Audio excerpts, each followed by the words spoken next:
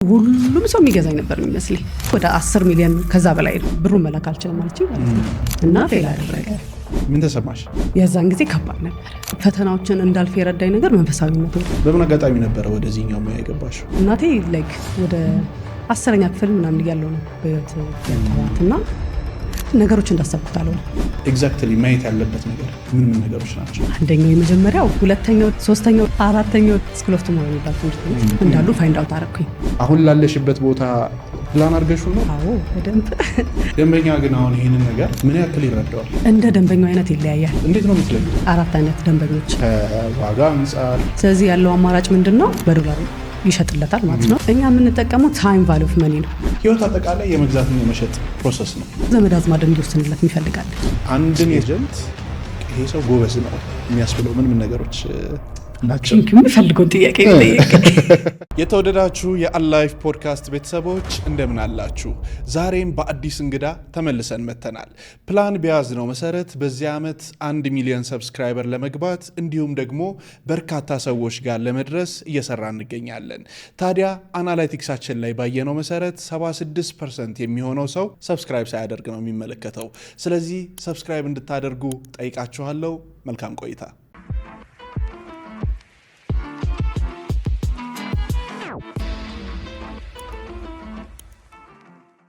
ማይ እንኳን ደህና መጣሽ። እንኳን ደህና ቆየኝ አብርሽ። አንቺ ካለሽበት ፊልድ ወይንም የስራ ገበታ ነው የሚባለው፣ እዛ ላይ ያጋጠሙሽን ነገሮች እየነገርሽኝ ነበርና እስካሁን ድረስ ካለሽበት የስራ ሙያ ሊሳካልሽ ጫፍ ላይ ደርሶ የተመለሰ ምን ነገሮች አሉ? በዚህ ስራ ላይ ስትቆይ ግማሹ ይሳካል፣ ግማሹ አይሳካም። ፓርት ኦፍ ዘ ፕሮሰስ ነው። አንዱ ምሳሌ ግን ባነሳለ አውርተን ጨርሰን አሁን እኛ ጋር እንደዚህ በሩቅም ሆኖ መግዛት ይችላሉና ጨርሰን አውርተን በቃ ሁሉን ነገር ጨራርሰን በመሃል ራሷ ልትገዛ ነበር ደንበኛዬ ማለት ነው። ከዛ በኋላ ላይ ተወካዮች ብልክ ይሻላል በሚለው አወራን ማለት ነው። ቀጣት ፋይኑም ችግር የለውም በሚለው አውርተን ጨርሰን ከዛ ገንዘቡን መላኪያ አጣሁኛለችኝ ማለት ነው። ይሄ አይ ቲንክ አሁን መኒ ላውንድሪ ምናምን የሚባል ነገር ስላለ ብዙ ብር ነው። 100% ነው የምትገዛው። ወደ ብቻ 100% ወደ 10 ሚሊዮን ከዛ በላይ ነው። ምንም በማላቀው ሁኔታ በቃ ብሩን መላክ አልችልም ማለት ነው።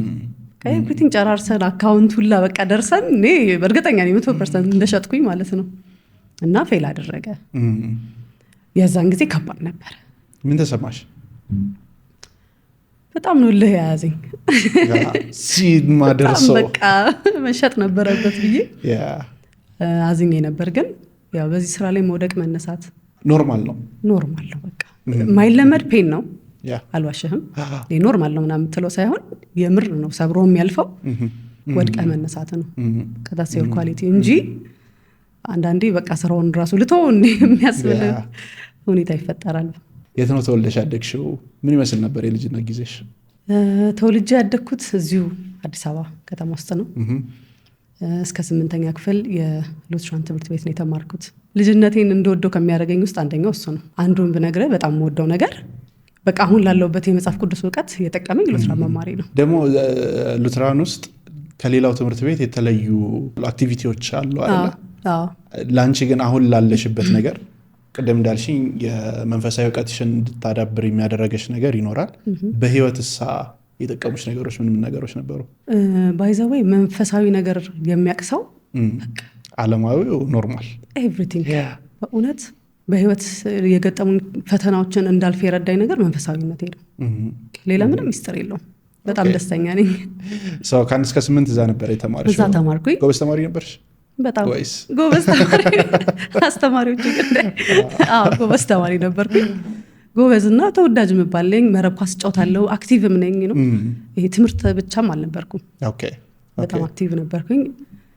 ከዛ ግን ከ8 በኋላ 9ኛ ክፍል ያው ሌላ ቦታ መቀጠል ስለነበረብኝ እስከ 12 ሴንት ሜሪ ነው የተማርኩት።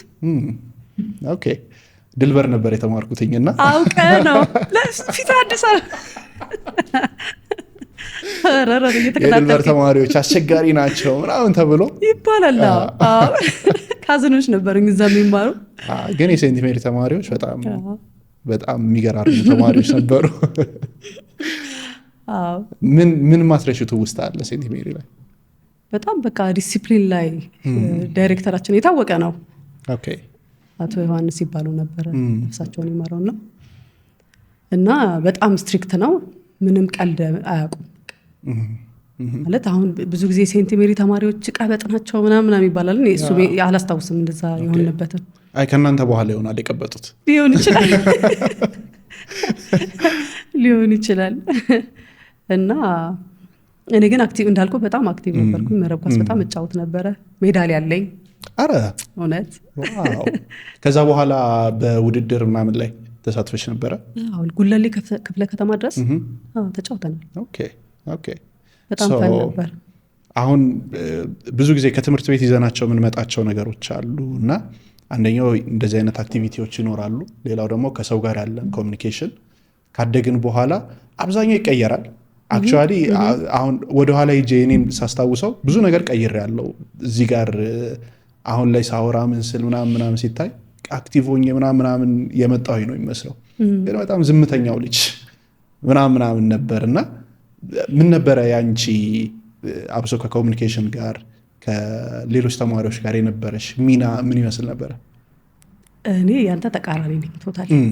በጣም ሰላምተኛ፣ ማንም የማይቀረኝ ቀውጢ ያለች፣ በጣም አውት ጎይንግ ነኝ። ላይክ ይሄ እንዴ ልበለ ቀውጢ የምባል ሳይሆን ግን በጣም ሶሻል ነኝ። በቃ ኬታ ቤት ውስጥ ራሱ እኔ 2 እህቶች አሉኝ። እኔ በጣም ሶሻል ነኝ እና በጣም ነው በቃ ሁሌ የሚስቁብኝ። እኩል አብረን ሄደን እኔ በጣም ተግባብቼ ምናምን ነው የምመጣውና ተፈጥሮዬ እንደዛ ነው። ኦኬ ሶ አሁን ላለሽበት ነገር ያኛው ጠቅሞሻል ማለት እንችላለን? በደንብ ጠቅሞኛል። ኦኬ ሶ የመጀመሪያ ስራሽ ምን እንደነበር ታስታውሻለሽ? አዎ በደንብ። የመጀመሪያ ስራዬ መምህርነት ነው የሆንኩት። ባይዘወይ ስኩል ኦፍ ቱሞሮ የሚባል ትምህርት ቤት እዛ ነበረ ማስተማር ጀመርኩት። ፈልጌው ሳይሆን ህይወቱን ወደዛ ይገፋኝ። እውነት ለመናገር እንዴት ማለት ጥሩ ነው። እኔ የተመረኩት ሀረማያ ዩኒቨርሲቲ ነው።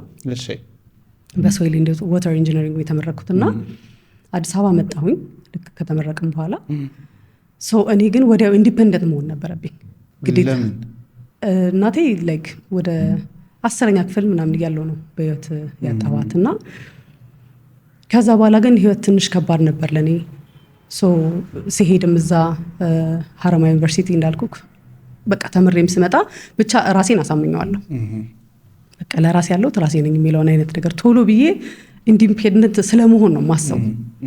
ራሴን መቻል አለብኝ ብዬ ኦልሬዲ ዲሳይድ አድርጌያለሁ። እውነት ለመናገር ዘመድ አጥቼ ቤተሰብ አጥተን ምናምን አይደለም። በቃ በራሴ መቆም ነው ሁሌም ህልሜ።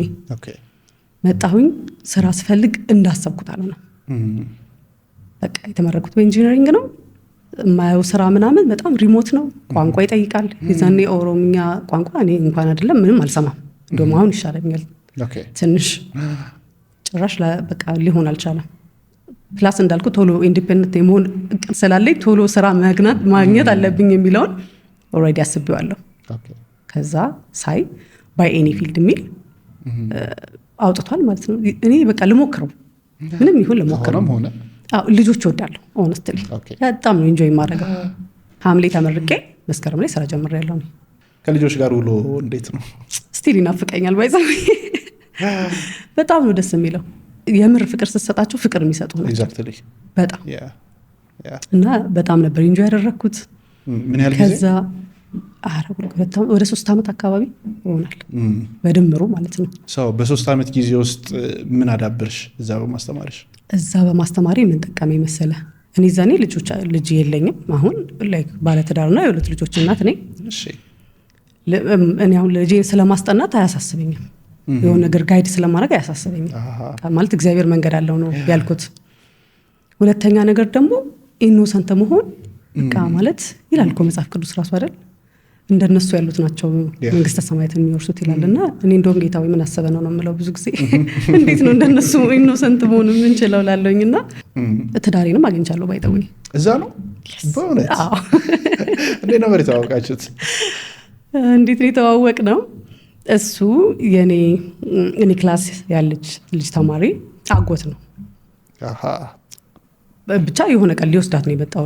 በአጋጣሚ ነገር ማለት ነው። አጎት ነው። እሺ።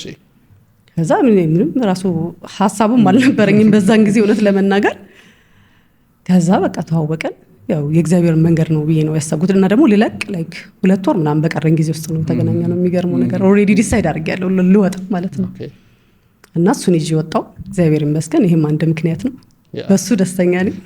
የስኩል ኦፍ ቱሞሮ በረከት እውነት ነው። ትርፋት በሚለው ይያዝልኝ። አንዳንድ ጊዜ እኮ በቃ ምንድነው የህይወታችን አቅጣጫ የሚቀየርበትን ቦታዎችና ሁኔታዎች አናቃቸውም እና ባሰብንበት ባቀድንበት ምናምን መልኩ አይደለም የሚሆኑት ብዙ ነገሮች። ምን ያህል ጊዜ ቆያችሁ? አሁን 8 ዓመት ጨርሰን ወደ 9 ዓመት በትዳር። የመጀመሪያውን ሞመንት ታስታውሻታለሽ? እኔ እና እሱ በጣም በአጭር ጊዜ ነው የተጋባ ነው። ኦልሞስት 6 ወር ምናምን አካባቢ። ረጅም ጊዜ አልቆየንም። ፈጣን ከታይ ብራን የፈጠረ። ምን ነበር እንድትወስኑ ያደረጋችሁ? ፍቅር፣ ፒውር የሆነ ፍቅር። ከዛ በፊት ታስቢው ነበር እንደዚህ ቶሎ ማግባት? ጭራሽ አላስበም። እሱም አያስብም። መጀመሪያ ላይ ጭራሽ ስንገናኝ እንደውም የተባባልነው እኔ ማግባት ሀሳብ የለኝም ሲል ውይ እኔ ጭራሽ የማግባት ሀሳብ የለኝም ሁለታችንም ማለት ነውና በቃ ሌትስ ቢ ፍሬንድስ አይነት ነገር ነው።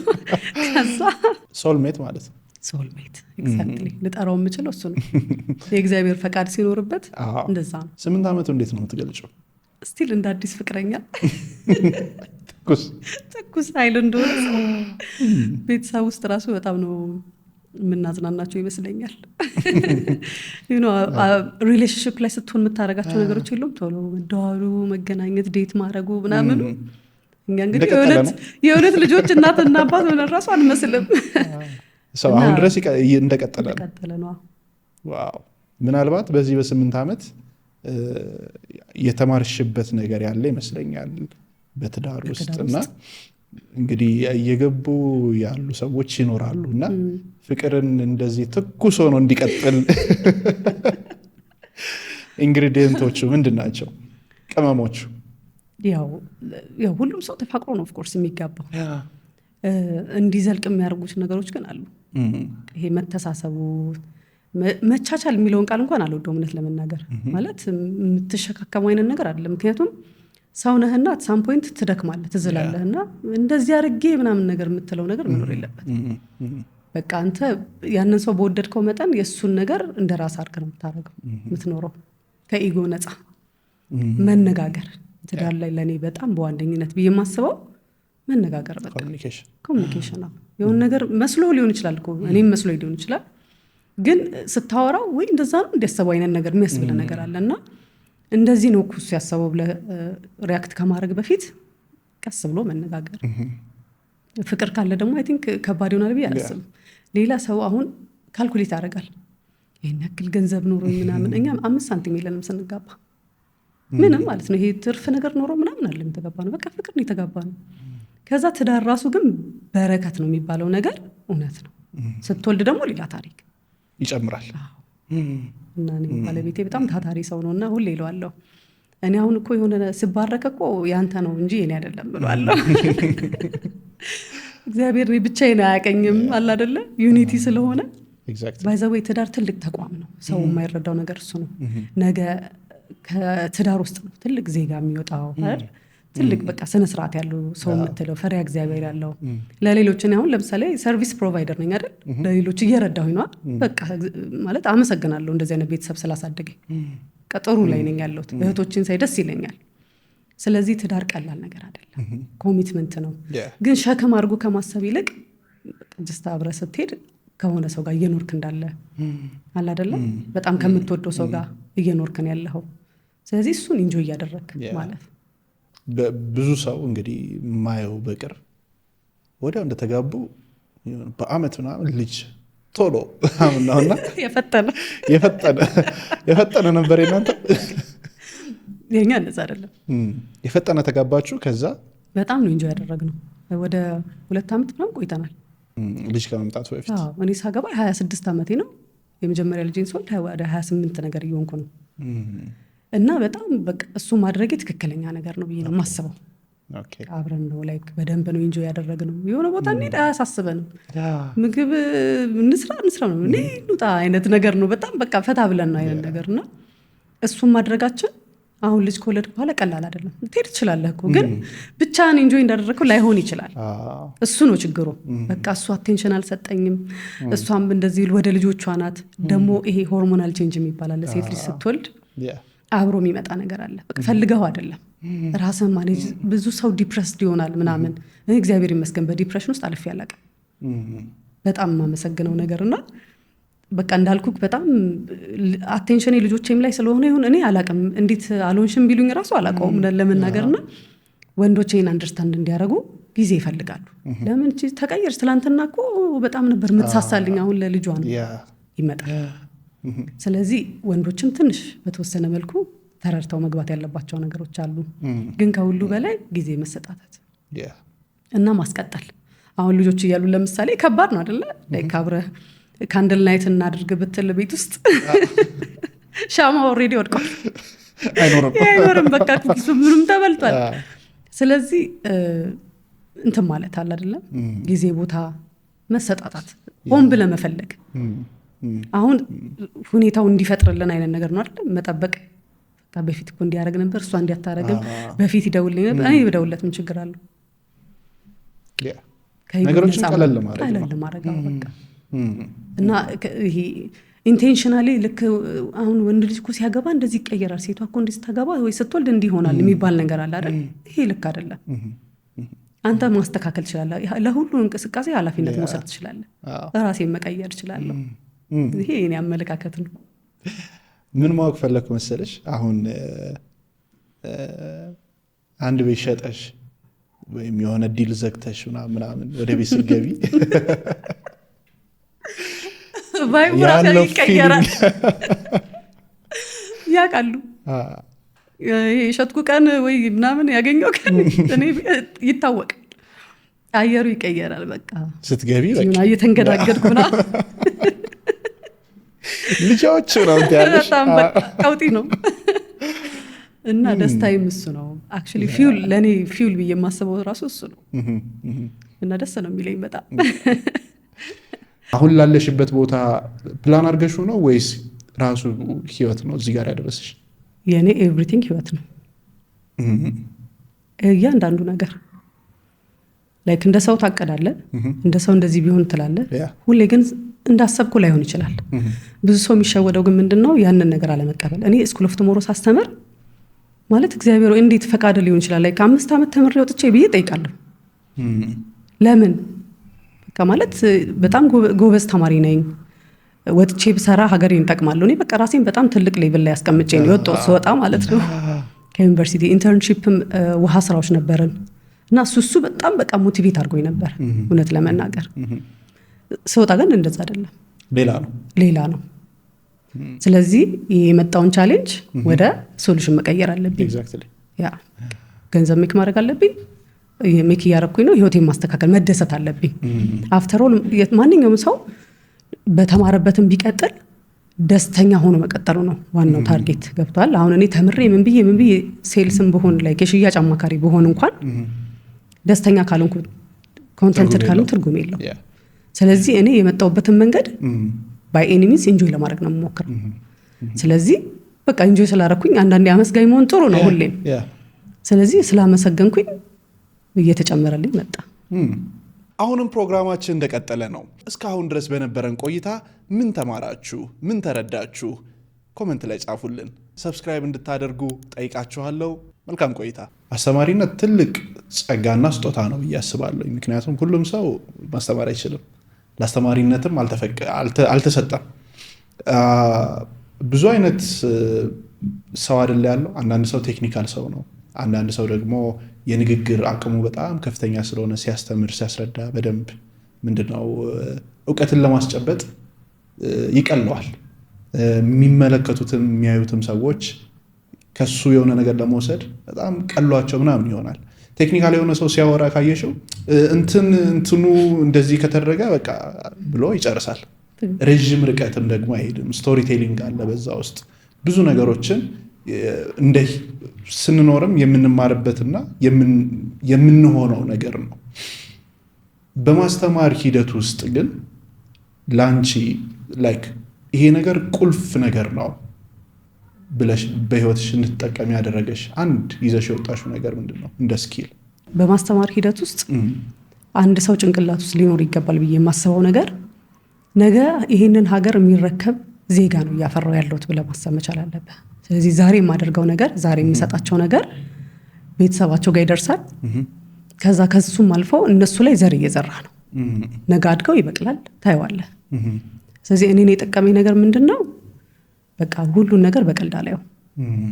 ያን የምናገረውን ነገር እጠነቀቃለሁ በደንብ ነው። በቃ እንደ እናት ነው አይደለ? አሁን እናት ስትሆን ትጠነቀቃለህ። ልጄ በዚህ ቢወጣ በዚህ ቢሄድ ጋይድ ማድረግ ትፈልጋለህ። እነሱንም በዛ መልኩ ነው እኔ አንደርስታንድ ያደረኩት። ከሱ ግን በተጨማሪ የሚያስፈልጉ ስኪሎች ብዬ የማስባቸው በደንብ የመናገር ብቻ ሳይሆን ውስጥ አንተ አንደርስታንድ ያደረከውን ነገር የተረዳኸውን ነገር ለሌላው የማስረዳት አለ።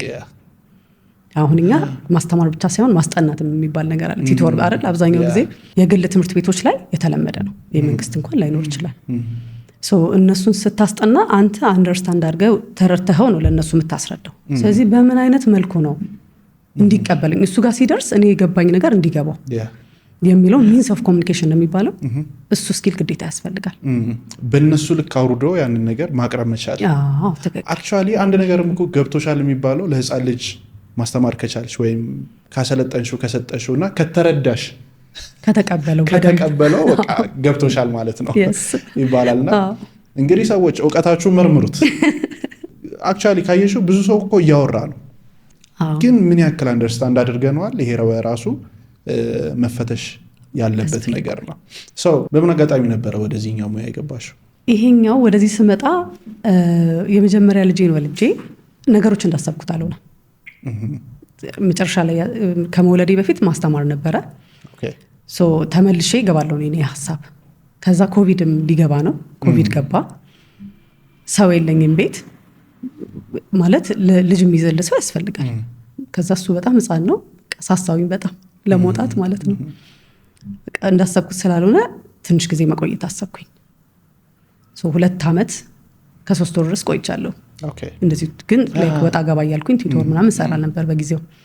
ከዛ ግን ምን ሆነ፣ እዛ ቲቶር የምሰራበት አካባቢ አንድ ሰው እንደዚህ ውስጥ ሪኮመንድ አድርገኝ አይነት ነገር አልኩት። በቃ ስራ የመስራት እቅዱ አለኝ። ደግሞ ይዛኔ ወልጄም እየተማርኩ ነው። ማርኬቲንግ ትምህርት ጀምሬያለሁ፣ አራስ እያለሁ ማለት ነው። እሱን ጀምሬ ገና በቃ እየተንቀሳቀስኩ ያለሁበት ነውና ወደ ማርኬቲንጉ መግባት በጣም ፈልጌያለሁ። ከዛ እስቲ ቆይ ይሄንን ስራ አይነት ነገር አለኝና ወደ ሪል ስቴቱ ገባሁ። ግን ምንም አይዲያው አልነበረኝም። ሽያጭ የሚባል ሸጬ አላውቅም። የመጀመሪያ ነው በቃ። ሲሸጥም አይተሽ ምንም አይቼ አላውቅም። በቃ እንዴት ነበር የመጀመሪያ ኤክስፒሪየንስ? በቃ መጀመሪያ እንደገባሁኝ የሚገርመው ሁሉም ሰው የሚገዛኝ ነበር የሚመስለኝ። ላገኘሁት ሁሉ ሰው መረጃ የምሰጠው። ከዛ ግን ምን እየሆነ መጣ እንዳልኩ እየተማርኩ ነው አላልኩ። በትምህርት ለመደገፍ እየሞከርኩኝ መጣሁኝ ነገርና 4 አይነት ደንበኞች እንዳሉ ፋይንድ አውት አደረኩኝ። ምንድን ናቸው? አንደኛው የመጀመሪያው ብቁ ወይም ደግሞ ኳሊፋይድ የሆነና ኢንትረስትድ የሆነ ወይም ፍላጎት ያለው ደንበኛ። ብቁም ነው ፍላጎትም አለው። ፍላጎት አለው። አቅምስ እኮ አቅም አለው። ብቁ ሚንስ ኳሊፋይድ። ስለዚህ አቅምም አለው ፍላጎትም አለው። ሁለቱም ካለው ይገዛል ያ ሰውዬ። ሁለተኛው ደግሞ ብቁ ነው ኳሊፋይድ ነው ግን ኢንተረስት የለውም። ስለዚህ ያንን ሰው ማሳመን ይጠበቅብሻል። ጊዜ ይፈጅብሃል ወይ ደግሞ በጣም አሳማኝ ፕሮዳክት ይዘህ መቅረብ አለብህ እሱ ጋር ለመድረስ። ሶስተኛው ደግሞ ብቁ አይደለም ግን ፍላጎት በጣም አለው። ይሄ ደግሞ በየሪል ስቴቶቹ እየሄዱ ብዙ ይጠይቃሉ ግን አቅሙ እዛ ላይ አልደረሰም። እሱ ሰምረ የሚደረገው ኢንተረስት ብቻማ ምንም አደብ ብቻ ነው የምትገዛው። አራተኛው ደግሞ ብቁም አይደለም ኢንተረስት አይደለም። ስለዚህ ሴልስ ፕሮሰሶች እንዳሉ ገባኝ። ኳሊፋይ ማድረግ አለብህ ሊዶችህን። አዘርዋይስ ለሁሉም ሰው ኢነርጂ ነው የምታባክነው። አብዛኛው አሁን የምናያቸው የሽያጭ ባለሙያዎች ለምሳሌ ተሆነ መንገድ ላይ በቃ ናጋ ያደርጋሉ፣ አያሳልፉም፣ በቃ ውፍ እስከሚባል ድረስ ማለት ነው። ይሄ ጭራሽ ልክ አይደለም። አንድ ለአንተም ለደንበኛውም ኮንፈርት አይሰጥም። ስለዚህ ስገባ ማለት በጊዜ ሂደት አይደንቲፋይ ያደረኩት ነገር ይሄ ነው። መጀመሪያ አንቺ ማለውጣሽም ነበር? እኔ በህይወት ዘመኔ ሰርቪስ ሰርቼ አላውቅም። በእውነት ገብቶች ነው ወይስ ስለማትፈልጊው ብቻ? አልፈልግም፣ ጭራሽ አልፈልግም። ግን ስንገባኛ የነበር ማለት የነበርኩበት አልሚ ድርጅት የዲያስፖራ ዊንግ ተብሎ የተከፈተ ነው። ስለዚህ ሰጀስት የሚያደርጉት ዲያስፖራ ላይ ነው። ሶሻል ሚዲያ እንድንሰራ ነው ፑሽ የሚያደርጉት። ጭራሽ ሰርቬ ራሱ አይፈቀደልን ነበር፣ በጣም ፑሽ ካላረጉ በስተቀር። ልውጣም ብትይ ሞክሩ ብለው አስወጥተውን ያውቃሉ። ግን እኛ እንደዚሁ በቃ ስንገባበዛ ጓደኞቼ ጋር እናንተ ታናግሩ አንታና ብለው ስንባባል ቆይተን እንመጣለን እና እነሱም ያውቃሉ። እነሱ ሰርቬ አይሰሩም ነው የምንባለው። አሁን ግዴታ ነው ሰርቬ? ግዴታ ሳይሆን ለአንዳንድ ሰው የሚመቸዋል፣ የሚመርጠው ሰው አለ። በእሱ የተሳካለት የሚሳካለት ሰው አለ። እንደውም አንድ ልጅ ትላንትና ቢሮ ላይ ያለች ነበረ፣ እኔ ማለፍ አልችልም ተኛለች። አይቼ እንደዚህ የሆነ ደንበኛ ሰው ተከልክሎ ራሱ እኔ አልችልም ማለፍ ተላለች። እዛ ግን ይገዟታል። ሞስትሊ በዛ ነው የምትሸጠው። እና እኛ መጀመሪያ በሶሻል ሚዲያ ሸጠን ስንባል እንዴት ምናምን ነገር ነው የሚሉት። በቃ እንዴት ነው የሚሸጡት መተው ይጠይቁናል ምናምን። እና በሶሻል ሚዲያ ነው የኔ ምርጫዬም። ሰርቬን አስቤው አልቅ ጭራሽ። ምናልባት አሁን ሶሻል ሚዲያ ብዙ ሰው የሚጠቀምበት አጠቃቀሙ ጤናማ አይደለም እና ልክ እንደዚህ ለስራ ወይንም ያለንም ምርት አገልግሎት ለመሸጥ ስንጠቀምበት የምንጠቀምበት ደግሞ አግባብ የግድ ያስፈልጋል። ዞሮ ዞሮ እዛም ላይ ደግሞ አራቱ ያልሻቸው ነገሮች አሉ አይደለ? እንዴት ነው የምትለዩት? አሁን በአካል ሲሆን የተለያዩ የሚታዩ ነገሮች አሉ። ሶሻል ሚዲያ ላይ ግን በምንድን ነው የምትለዩት? ሶሻል ሚዲያ ላይ ግልጽ ነው የሚነግሩ ባይዘወይ። እኔ እንደውም ዲያስፖራ ጥሩ ነው፣ ቀጥተኛ ናቸው ብዬ ነው የማስበው። ኢንተረስት ያለው ስፔሻሊ አሁን ለምሳሌ ቡስት ከሆነ ሪች የሚያደርገው ሰው ራሱ ነው ኮሚኒኬት የሚያደርገ፣ ወይም ደግሞ አንተ ሪች አውት ያደረግከው ሰው ከሆነ ይመልስላል። ወይ አልፈልግም ይላል ወይ ዝም ይልሃል። ዝም ካለ አልፈልግም በቃ ነው። ቢያንስ 3-4 ይትልክለታል። ያን መረጃ ካልፈለገው ድሮፕ አውት ካደረገው በቃ ምንም ጥቅም የለውም ብለህ ትተዋለህ። ሞር ኦፍ ግን ዳይሬክት ኮንታክት ኢዝ ጉድ፣ ጥሩ ነው ብዬ ነው የማስበው። ውጭ ሀገርም ቢሆን በመደወል ይሻላል። ያው ቢዚም ስለሚሆኑ የምትልካቸውን ሜሴጆች ላያዩት ይችላሉ። ከኤክስፒሪየንስ እንደዛ ብዬ አስባለሁ። ስንት ጊዜ ቆየሽ ሪል ስቴቱ ላይ? ከ4 ዓመት በላይ። ኢንጀነራል ግን በሽያጭ አማካሪነት ግን ከ8 ዓመት በላይ። ህይወት አጠቃላይ የመግዛትና የመሸጥ ፕሮሰስ ነው። የሆነ ነገር እንሸጣለን፣ የሆነ ገዢ አካል አለ። ገዢው ደግሞ ለሚገዛው ነገር የሆነ የሚከፍለው ነገር አለ። ስለዚህ ሲከፍል ማግኘት የሚፈልገው ቫሊዩ ደግሞ አለ። አንዳንድ ጊዜ የሆነ እቃ ስለተሸጠ ብቻ ያ ነገር ጥሩ ነው ማለት አይደለም። ስንሸጥ የምንሸጥበት መንገድ፣ የምንጨምራቸው ቫሊዎች ለዛ ሰውዬ የሆነ አይነት ነገር ይሰጡታል። ረጅም ጊዜም ደግሞ እንዲቆይ የሚያደርገው ያ ነው። ተመልሶ እንዲመጣ የሚያደርገው እኛ የምንሰጠው አገልግሎት ነው። እና ከዋጋ አንጻር አሁን ካሬ ላይ የሚካተታለ ማይካተታለ፣ አሁን የፓርኪንግ ኤሪያ፣ የኮሊደር የምናምን አንድ ላይ ተደርጎ ቤት ይሄን ያክል ነው ይባላል። ሲገባ ግን ይጣበበታል። ምን ነገሮችን ነው ማየት ያለበት? አሁን ቤት ያስፈልገኛል ሲል ኤግዛክትሊ ማየት ያለበት ነገር ምን ነገሮች ናቸው? የመጀመሪያ ብዬ የማስበው በምንድን ነው የሚዋዋለው? ምን ማለት ነው ይሄ? በብር ነው ወይስ በዶላር ነው? በዶላር አሁን እኛ ሀገር ላይ ይሰራል? አዎ አሉ እንደዛ የማይዋውሉ። ኦኬ፣ ይህ ከድርጅቱ አንጻር ላብራራለ ለምን እንደዛ እንደሚያደርጉ። ለምሳሌ አንድ ኮንስትራክሽን ሲሰራ ወይም ቤት አልሚ ድርጅት ቤት ሲገነባ ምንድነው በዋነኝነት የሚያስፈልገው ነገር? ብረት አይደል? የመጀመሪያው ብረት የመጀመሪያው ብረት ደግሞ የሚገዛው ያው ኢምፖርት ነው የሚደረገው፣ ከውጭ ነው የሚመጣው። ከውጭ ሲያስመጣ የሚከፍለው በምንድን ነው? በዶላር ነው የሚከፍለው አይደል? ስለዚህ ነገ ላይ አሁን ለምሳሌ የዛሬ የሚሸጥለት ቤት የዛሬ 2 ዓመት ላይ የፌሮ ዋጋ እኩል አይሆንም አይደል? አንድ ቤርጋ ቢሮ አሁን ከ2 ወር በኋላ ላይሆን ይችላል። ስለዚህ ድርጅቱ ምን ያደርጋል? የሚመጣውን የዋጋ ኢንፍሌሽን ደንበኛ ይጋራል ወይስ አይጋራ የሚለውን ክሊር ላይ ያስቀምጣል። ወላይ ደንበኞች ስለማያስተውሉ ነው ባይዘወይ። ስለዚህ በዶላር ስለገዛ አንደኛ በዶላር መገዛቱ ኢንፍሌት ያደርግበታል በእርግጠኝነት ያው እሱም አትራፊ ድርጅት ከመሆኑ አንፃር ማለት ነው። ስለዚህ በብር ቢያዋውል ኪሳራ ነው ለሱ ለምን ኢንፍሌሽኑን መቆጣጠር ስለማይችል ማለት ነው። ስለዚህ ያለው አማራጭ ምንድነው በዶላር ይሸጥለታል ማለት ነው። የሚመጣውን ኢንፍሌሽን ደግሞ የዋጋ ግሽበቱን አብዛኛውን ጊዜ ከ40% እስከ 60% አድርጎ ያስቀምጣል። 60%ን እኔ ከቨር አደርጋለሁ 40%ን አንተ ከቨር ታደርጋለህ ይላል ድርጅቱ። ውል ላይ 40% ኢንፍሌሽን የሆነ ፐርሰንት ኢንፍሌሽን ተብሎ ይቀመጣል። አሁን ለምሳሌ የኛን እንደ ምሳሌ ቢሰጥ ቴምር ሪል ስቴትን የዋጋ ግሽበት ምንም አፌክት አያደርግም እስከ መጨረሻው ድረስ ምንም አይነት የዋጋ ጭማሪ አናደርግም እንላለን። አንደኛ ነገር፣ ሁለተኛ በብር ነው የሚዋዋለው። ለምንድን ነው ካልከኝ እኛ የምንጠቀመው ታይም ቫልዩ ኦፍ መኒ ነው ቴምር የሚጠቀመው ማለት ነው። ምን ማለት ነው ይሄ? ኦልሬዲ ታይም በጨመረ ቁጥር የሚመጡን ኢንፍሌሽን ኮስቶች አቮይድ ለማድረግ ግንባታው ልክ ሲጀመር ገዝቶ ይጨርሳል፣ ብረትን ገዝቶ ይጨርሳል። የብረት ዋጋ መጨመር አፌክት አያደርገው። ስለዚህ በብር ቢዋዋል ምንም ብዙም ለውጥ አይኖረው። ቀጥሎ ያለው ሲሚንቶ ነው አይደል? ሲሚንቶ ደግሞ ይሄን ያክል በጣም የተጋነነ ለውጥ ቢኖረው እንኳን በጣም የተጋነነ አይነት ለውጥ አይኖረው። ስለዚህ እሱንም ቢሆን ቀድሞ ነው የሚያስገባው። ስለዚህ በብርም ቢዋዋል አፌክት አያደርገውም። በኋላም ላይ ደግሞ የሚመጡን ግሽበቶችን አቮይድ ለማድረግ ይረዳዋል። ደንበኛው መተማመን ይጨምርለታል ማለት ነው።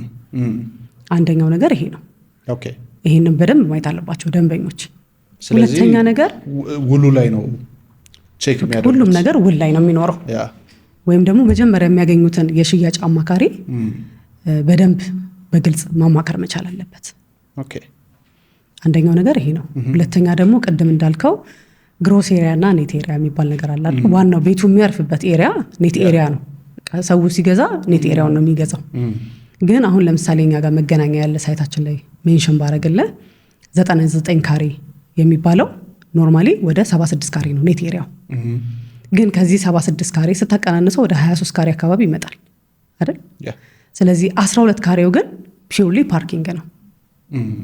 ስለዚህ ከ26ቱ ላይ 12ቱን ስታነሳ ወደ 14 ካሬ ይዝቅ ይላል ማለት ነው። ስለዚህ ከግሮስ ኤሪያው ለኮመን ኤሪያ የምንጠቀመው 14 ካሬ ነው እያልን ነው ማለት ነው።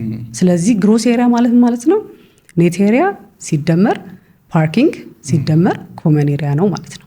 እሱን ራሱ በግልጽ ማወቅ አለባቸው። ደንበኛ ግን አሁን ይህንን ነገር ምን ያክል ይረዳዋል? እንደ ደንበኛው አይነት ይለያያል።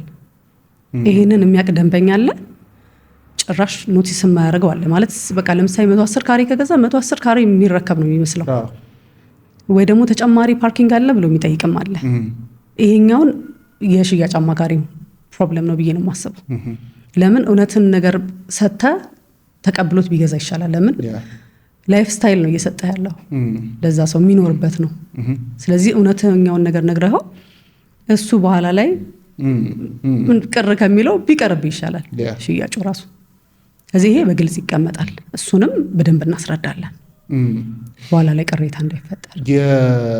አሁን ቅድም የጠቀሻቸው አራቱ መስፈርቶች ውስጥ ወይም የደንበኛ አይነቶች ውስጥ እንግዲህ አሟልቶ የሚመጣው ሰውዬ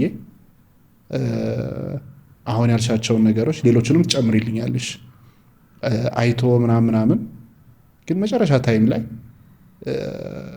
አይ በቃ ይቅርብኝ ብሎ እንዲሄድ የሚያደርገው ነገር ምንድን ነው? አብዛኛው ጊዜ ካለኝ ልምድ ደንበኛ በኢሞሽን ነው የሚገዛው። ሞቅ ባለበት ነው። ኢሞሽናል ከሆነ የፈለገ ሎጂክ ብታስረዳው ራሱ አይቃወምም። ምንም ላይ መስለው ይችላል። 30 ካሬ ኮመን ኤሪያ ነው እያልከው ራሱ ምንም ላይ ሰማ ይችላል። 30 ካሬ ብዙ ነው የሚረዳው። አይ ነው አይ አንዱ አዘን ኤግዛምፕል ልስጠኝ። ግን አንዳንድ ሰው እንዳልኩክ ነው ኢንትረስትድም ሆኖ በቃ የሆነ ለመወሰን በጣም ጊዜ የሚፈልጋለ።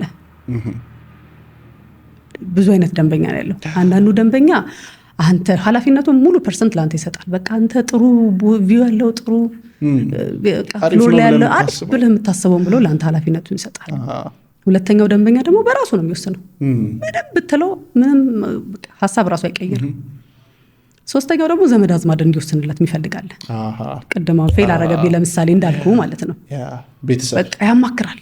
በተለይ ዲያስፖራ ያማክራል እና ልክ ነው ከኔ በላይ እኔ ከወንድሙ በላይ ላልሆን እችላለሁ እንዴት እና አንደርስታንድ ነው የማደርገው። ስለዚህ ምትሹ ወንድምየው ነው ጠበቅ እሱ የሚያማክረውን ሰው መያዝ ነው ያለው። እሱ ካመነበት እሺ ይላል። ብዙ ጊዜ ውል እንዳይዋዋል የሚያደርጉት አጠገብ ያሉ ሰዎችም ጭምር ሰው በጣም ኢንፍሉዌንስ ያደርጋል። ጫፍ ደርሶ ሊተው ይችላል። እዚህ ሪል ስቴት ምናምን ካለው ሊተው ይችላል። ለምን ያው ትልቅ ኢንቨስትመንት ስለሆነ እኔ እረዳቸዋለሁ። ይሄ ትልቅ ኢንቨስትመንት ነው። እኛ እንኳን ጫማ ስንገዛ ስንቴ ነው የምናየው አይደል? ሆነኝ ያልሆነ መስታወት ላይ እየተዟዟር ነው አይተን። ግን ሪከመንድ አይደረግም ዘመድ አዝማድ አማክሩ ምናምን አትሉ? እኔ አማክሩ ላለሁ ማለት ትልቅ ኢንቨስትመንት ነው ይሄ። ያማክሩ ግን ሚስ ኢንፎርምድ ባይሆኑ ደስ ይለኛል። እኔ ትክክለኛ መረጃውን ሪላያብል የሆነውን መረጃ ትረስት የሚደረግ መረጃ አስተላልፋለሁ ለሚመጣውም አብሮ ለሚመጣውም ዘመድ ማለት ነው። እሱ ካሳመናቸው ይገዛሉ። ካላሳመናቸው ግን ደንበኛ ኖ ማለት መብት አለው። ባይዘው አሁን ችግር እየሆነ የመጣው ነገር ይሄ ነው። በቃ እሺ እንዲል ነው ሁሉም። በቃ እሺ እሰየው ጥሩ እኮ ነው እሺ ሲለን እኮ እኛ ደስ ይለናል። ግን እምቢ የማለት መብቱን ስጠብቅለት ነው። ደንበኛ ኖ ማለት መብት አለው። ጊዜ ልውሰድ ማለት መብት አለው። ፈታ ብሎ በራሱ ሲወስን ጥሩ ነው። ኦኬ ሁለቱን ነግረሽኛል። ሶስተኛው ኮስት ሶስተኛው ነገር አንደኛው ኢንፍሌሽን፣ ሁለተኛ ደግሞ ኮመን ኤሪያ እና ይሄ ኔት ኤሪያ የሚለው ነገር፣ ሶስተኛው ደግሞ አብዛኞቹ የማያውቁት ነገር ምንድነው? ቢያውቁትም ወይ አይነገርም። ለምሳሌ አሹራ ታክስ የሚባል ነገር አለ። አሹራ ይሄ የስም ዝውውር መኪና ላይ አይደል እንዴ? እሱ ነገር ያለው አለ። ግን ይሄ ምንድነው? ሲረከቡ ነው። አሁን አብዛኞቹ የፕሮግረስ ላይ የሚሸጡ ቤቶች አይደሉ ያሉት። ሰው ልክ የዛሬ 2 ዓመት ላይ የሚረከብ ከሆነ የዛሬ 2 ዓመት ላይ ስም ዝውውር ከሪል ስቴቱ ወደ እዛ ባለቤት ሰው የግል ካርታ ይወጣል። ሽንሻኖ ካርታ ማለት ነው። ልክ የዛኔ ሲወጣ ወደ አንተ ሲተላለፍ ግዴታ መከፈል አለበት። ወደ 6% እንደሆነ ነው የማውቀው ካልተቀየረ። እሱ አለባቸው። እሱን አያውቁም ግን ኢንፎርምድ መሆን አለባቸው። ምክንያቱም መዘጋጀት ከፍዬ ጨርሻለሁ ምናምን ብሎ ጨርሻለሁ ነው በቃ አብዛኛው ሰው የሚለው። እና እኔም ድሮ የሚመስለኝ እንደዛ ነበር ሆነን ለመናገር። በቃ ጨርሷል ግን ሌላ ነው። ለምሳሌ መኪናም ስትሻሻጥ አለ እንደዛ አይነት ነገር። የስም ዝውውር አይ ቲንክ ሀገር ውስጥ ገቢ ምናምን የሚባል ነገር እሱ ነገር እሱ አለ። ሌላ የመብራት የውሃ ቆጣሪ እሱም ሲዘዋወር የተወሰነ ክፍያ ይኖራል። እሱ አሁን ኪራይ ላይ ብቻ ያለ ነበር የሚመስለኝና እሱም ለብቻው ሌላ ክፍያ አለው። ስም ማዞር ላይ የተወሰነ በቃ እንትና ይኖራል፣ ወጪ ይኖራል። እሱም ሜንሽን መደረግ አለበት። ኦኬ እነዚህ ነገሮች በደንብ አይተው አመዛዝነው መግባት ይኖርባቸዋል። በደንብ እሺ። አሁን አይ ቲንክ ሳቹሬትድ ሆኖ ሳይሆን የሪል ስቴት ማርኬቱ ምናልባት ማስታወቂያው መብዛት ተአማኒነቱን እየቀነሰው ያለ ይመስለኛል። የሚፈልግ ሰው ይገዛል ያለው በደንብ እንዳልሽው ኳሊፋይድ ኪው ነው የሚባለው ባይዘው ኳሊፋይድ ከሆነ ያ ሰውዬ ያንን ነገር ይገዛል። ነገር ግን አሁን የብዙ ሰው ህልሙ በቃ ሰርቼ ምናምን የራሴን ቤት ነው መግዛት የምፈልገው። እንደምንም ብዬ ሱቅ ከሆነ የራሴን ሱቅ እኮ ብገዛ እናንተን ባደርግ የበለጠ ውጤታማ ሆናለሁ ምናምን ይልና ነገር ግን ረጅም ዓመት እንትን ያደርጋል፣ ይለፋል፣ ገንዘብ ያጠራቅማል፣ ምን ይላል። በዛው ልክ የቤቱም ዋጋ ምናምንም እየጨመረ ከፍ እያለ ምናምን ይሄዳል። ምናልባት ያከፋፈል ስርዓት ላይ ለምሳሌ አሁን ቅድም እንዳልሽው ሶስተኛው አይነቶች ፍላጎቱ አላቸው። አይ ቲንክ እንደዚህ አይነት ሰዎች ይመስሉኛል። በቃ ትልቅ ህልም ኖሯቸው ትልቅ ዓላማ ኖሯቸው ለቤተሰቤ ለኔ ለልጆቼ ምናምን ብለው ለመግዛት ያስቡና ከዛ ግን ሲሄዱ አቅም አይኖርም። ስለዚህ ፕላን ያስቀምጣሉ። ከዚህ ዓመት በኋላ ምናምን ይላሉ። ከዚህ ዓመት በኋላ ገዛለሁ ሲሉ ሁሉም ነገር የዛ ሰዓት ደግሞ ይጨምራል። እዛ ደረጃ ላይ ከመድረሳቸው በፊት ከዚህኛው ጀምሮ እየከፈሉ የሚሄዱበት ያከፋፈል ስርዓት ይኖራል። ማለት አሁን እኛ ጋር ምሳሌ ባነሳለ ፕሮግሬሲቭ ፔመንት ስኬጁሎች አሉ። ቀስ እያልክ የምትከፍልበት ማለት ነው። ለምሳሌ ቡልጋሪያ ላይ፣ ሳር ቤት ላይ፣ መገናኛ ላይ ብዙ ሳይታችን ላይ አለ።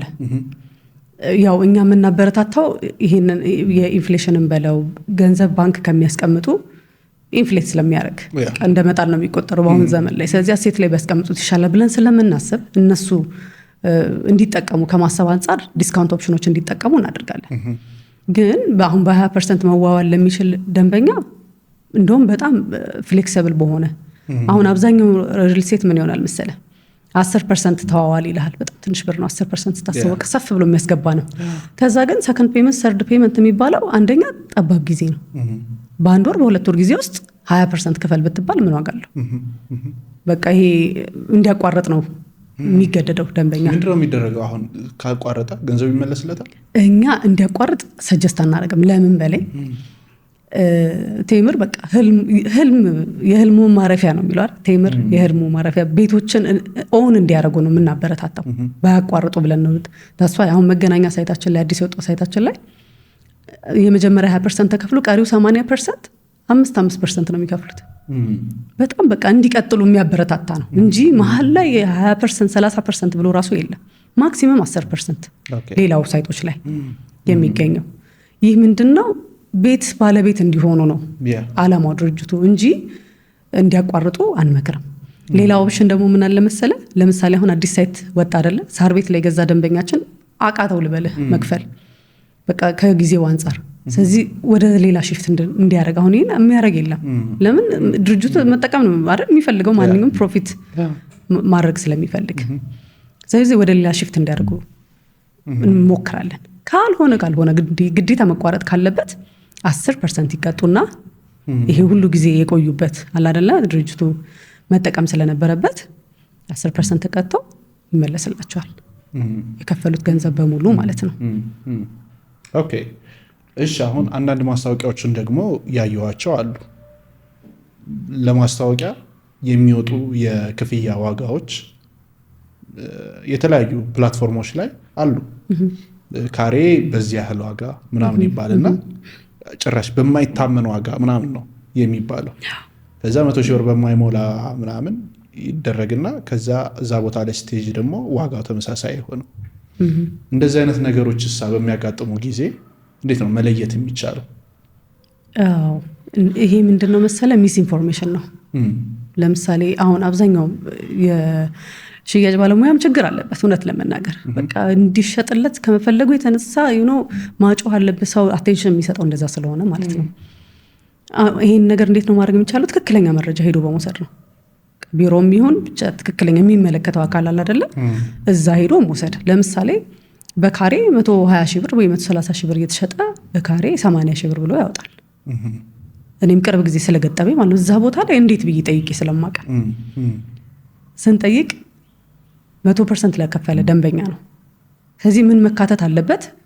በካሬ ይሄን ያክል ለምሳሌ 80,000 ከሆነ በካሬ 80,000 ሙሉ ለሚከፍል ደንበኛ፣ በካሬ 120,000 በፕሮግረስ ለሚከፍል ደንበኛ ተብሎ በግልጽ መቀመጥ አለበት።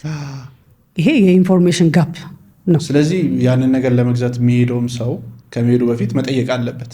ይሄ ዋጋ ምንድነው የሚያካትተው፣ ምንድነው የማያካትተው ምናምን የሚሉትን ነገሮች በደንብ እየጠየቀ መሄድ አለበት።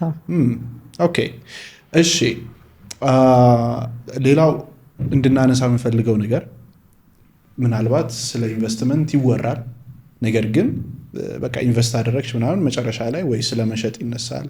ማለት በቃ ይሄንን ቤት ገዛውት ከዛ በኋላ ወይ እኖርበታለሁ ወይ አከራየዋለሁ ወይ ለኔክስት አስተላልፈዋለሁ። ያንን ቤት ገቢ እንዲያገኙበት ማድረግ የሚቻልበት መንገድ አለ። ሰው ያንን ቤት ሙሉ ለሙሉ ከፈለ ምናምን አንድ ደንበኛ፣ ከዛ በኋላ ግን ምንድነው ሪከመንድ የምታደርጉት? ያው እንደ የሚመርጠው እንትን ይወሰናል። ሪተርን ኦን ኢንቨስትመንት ነው አይደል ጥያቄ። እሱን ለማወቅ ለምሳሌ አንድ ደንበኛ ምን አደረገኝ መሰለህ? እሺ ደወለልኝ ምናምን መጣ ማለት ነው። ከሚስቱ ጋር ነው የመጣው። ከዛ ቤት በገዛ ይሻለኛል ሱቅ በገዛ ይሻለኛል አለኝ ማለት ነው። አየሁትና ፍላጎቱን አውቀሻል። አየሁትና የት ነው መጀመሪያ የሚገዛበት ቦታ ከምን አንጻር?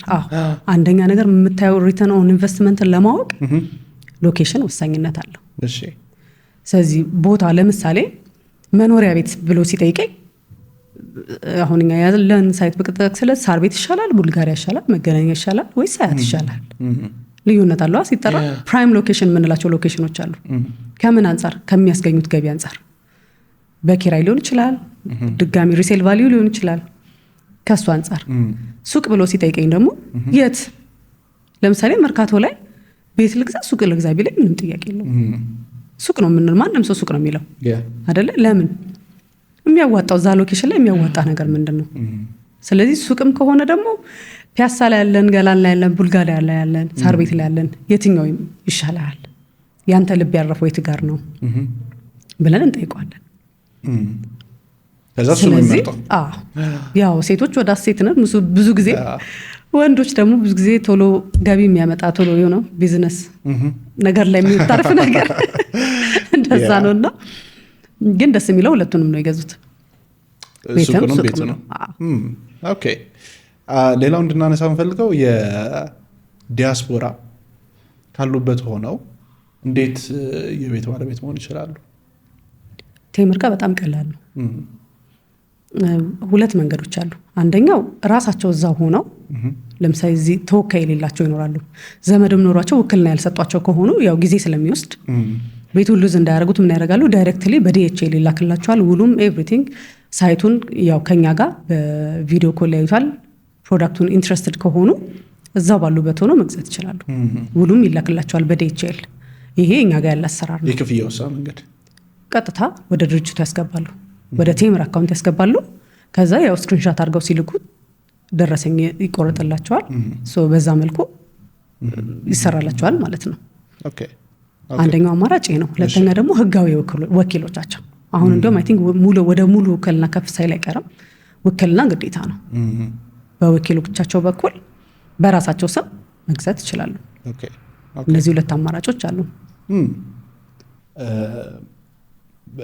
በህይወት ስንኖር ብዙ ተርኒንግ ፖይንቶች አሉ እና አንዳንድ ተርኒንግ ፖይንቶች በስህተት ምክንያት የሚመጡ ናቸው። የሆነ ነገር ስለተሳሳትን ቆይ እስኪ ሌላ መንገድ ልፈልግ ብለን ስንሞክር ያኛው መንገድ ይሰራል። አንዳንዶቹ ደግሞ ህይወት አስገድዶን በቃ የምንታጠፍባቸው ብዙ አይነት መንገዶች ይኖራሉ እና እኔ ስህተት ትልቁ አስተማሪ ነው ብዬ አስባለሁ። በህይወታችን ስንሳሳት ነው የበለጠ እየተማረን የምንሄደው፣ ኢምፕሩቭ የምናደርገው፣ አዲስ ነገር የምንጨምረው እና ያንቺ ትልቁ ተርኒንግ ፖይንት ምን ነበረ? በጣም ሰው ላይ መደገፍ ትልቁ ስህተት ማለት ይሄ ሰው እኮ እንደዚህ አያደርገኝም ብለህ ከ100 በላይ እርግጠኛ ትሆናለህ። መጽሐፍ ቅዱስ ላይ እንደው ምን ይላል? ሰውን መደገፍ ወይም ሰውን መፍራት ቀንበር ነው ይላል። እና ያው ፕራክቲካሊ እየገባህ የሚመጡ ነገሮች አሉና ይሄ ሰው አይጎዳኝም፣ ይሄ ሰው እስከ መጨረሻው ድረስ ብለህ ማሰብ ውድቀት ከዛ ይጀምራል። እኔ በህይወት የተሳሳትኩት ብዬ ማሰበው እሱ ነው። ሰዎች ላይ በጣም ትደገፊ ነበር ማለት ሰው ይጎዳኛል፣ ሰው እንደዚህ ያደርገኛል የሚለውን ነገር በህይወት ያስብ ያለ። ከምን አንግል ነበር የምትደገፊው? ከእውቀት፣ ከማቴሪያል፣ ፋይናንሻል? ኖት ፋይናንሻል ኢሞሽናሊ ሊሆን ይችላል። ኢሞሽናሊ በቃ ይሄ ሰው የሆነ ጊዜ ላይ አንተ መቼም ሰውነና ትደክማለህ። ሁሌ ያ ሰው በቃ ይደግፈኛል፣ እኔ ራሴን መሸከም ራሴን አቅቶኝ እንዴት ያ ሰው ላይ ልደገፍ እችላለሁ? አሁን ላይ ሳስበው አውት ኦፍ ሎጂክ ነው። እኔ ነኝ ኃላፊነት መውሰድ ያለብኝ።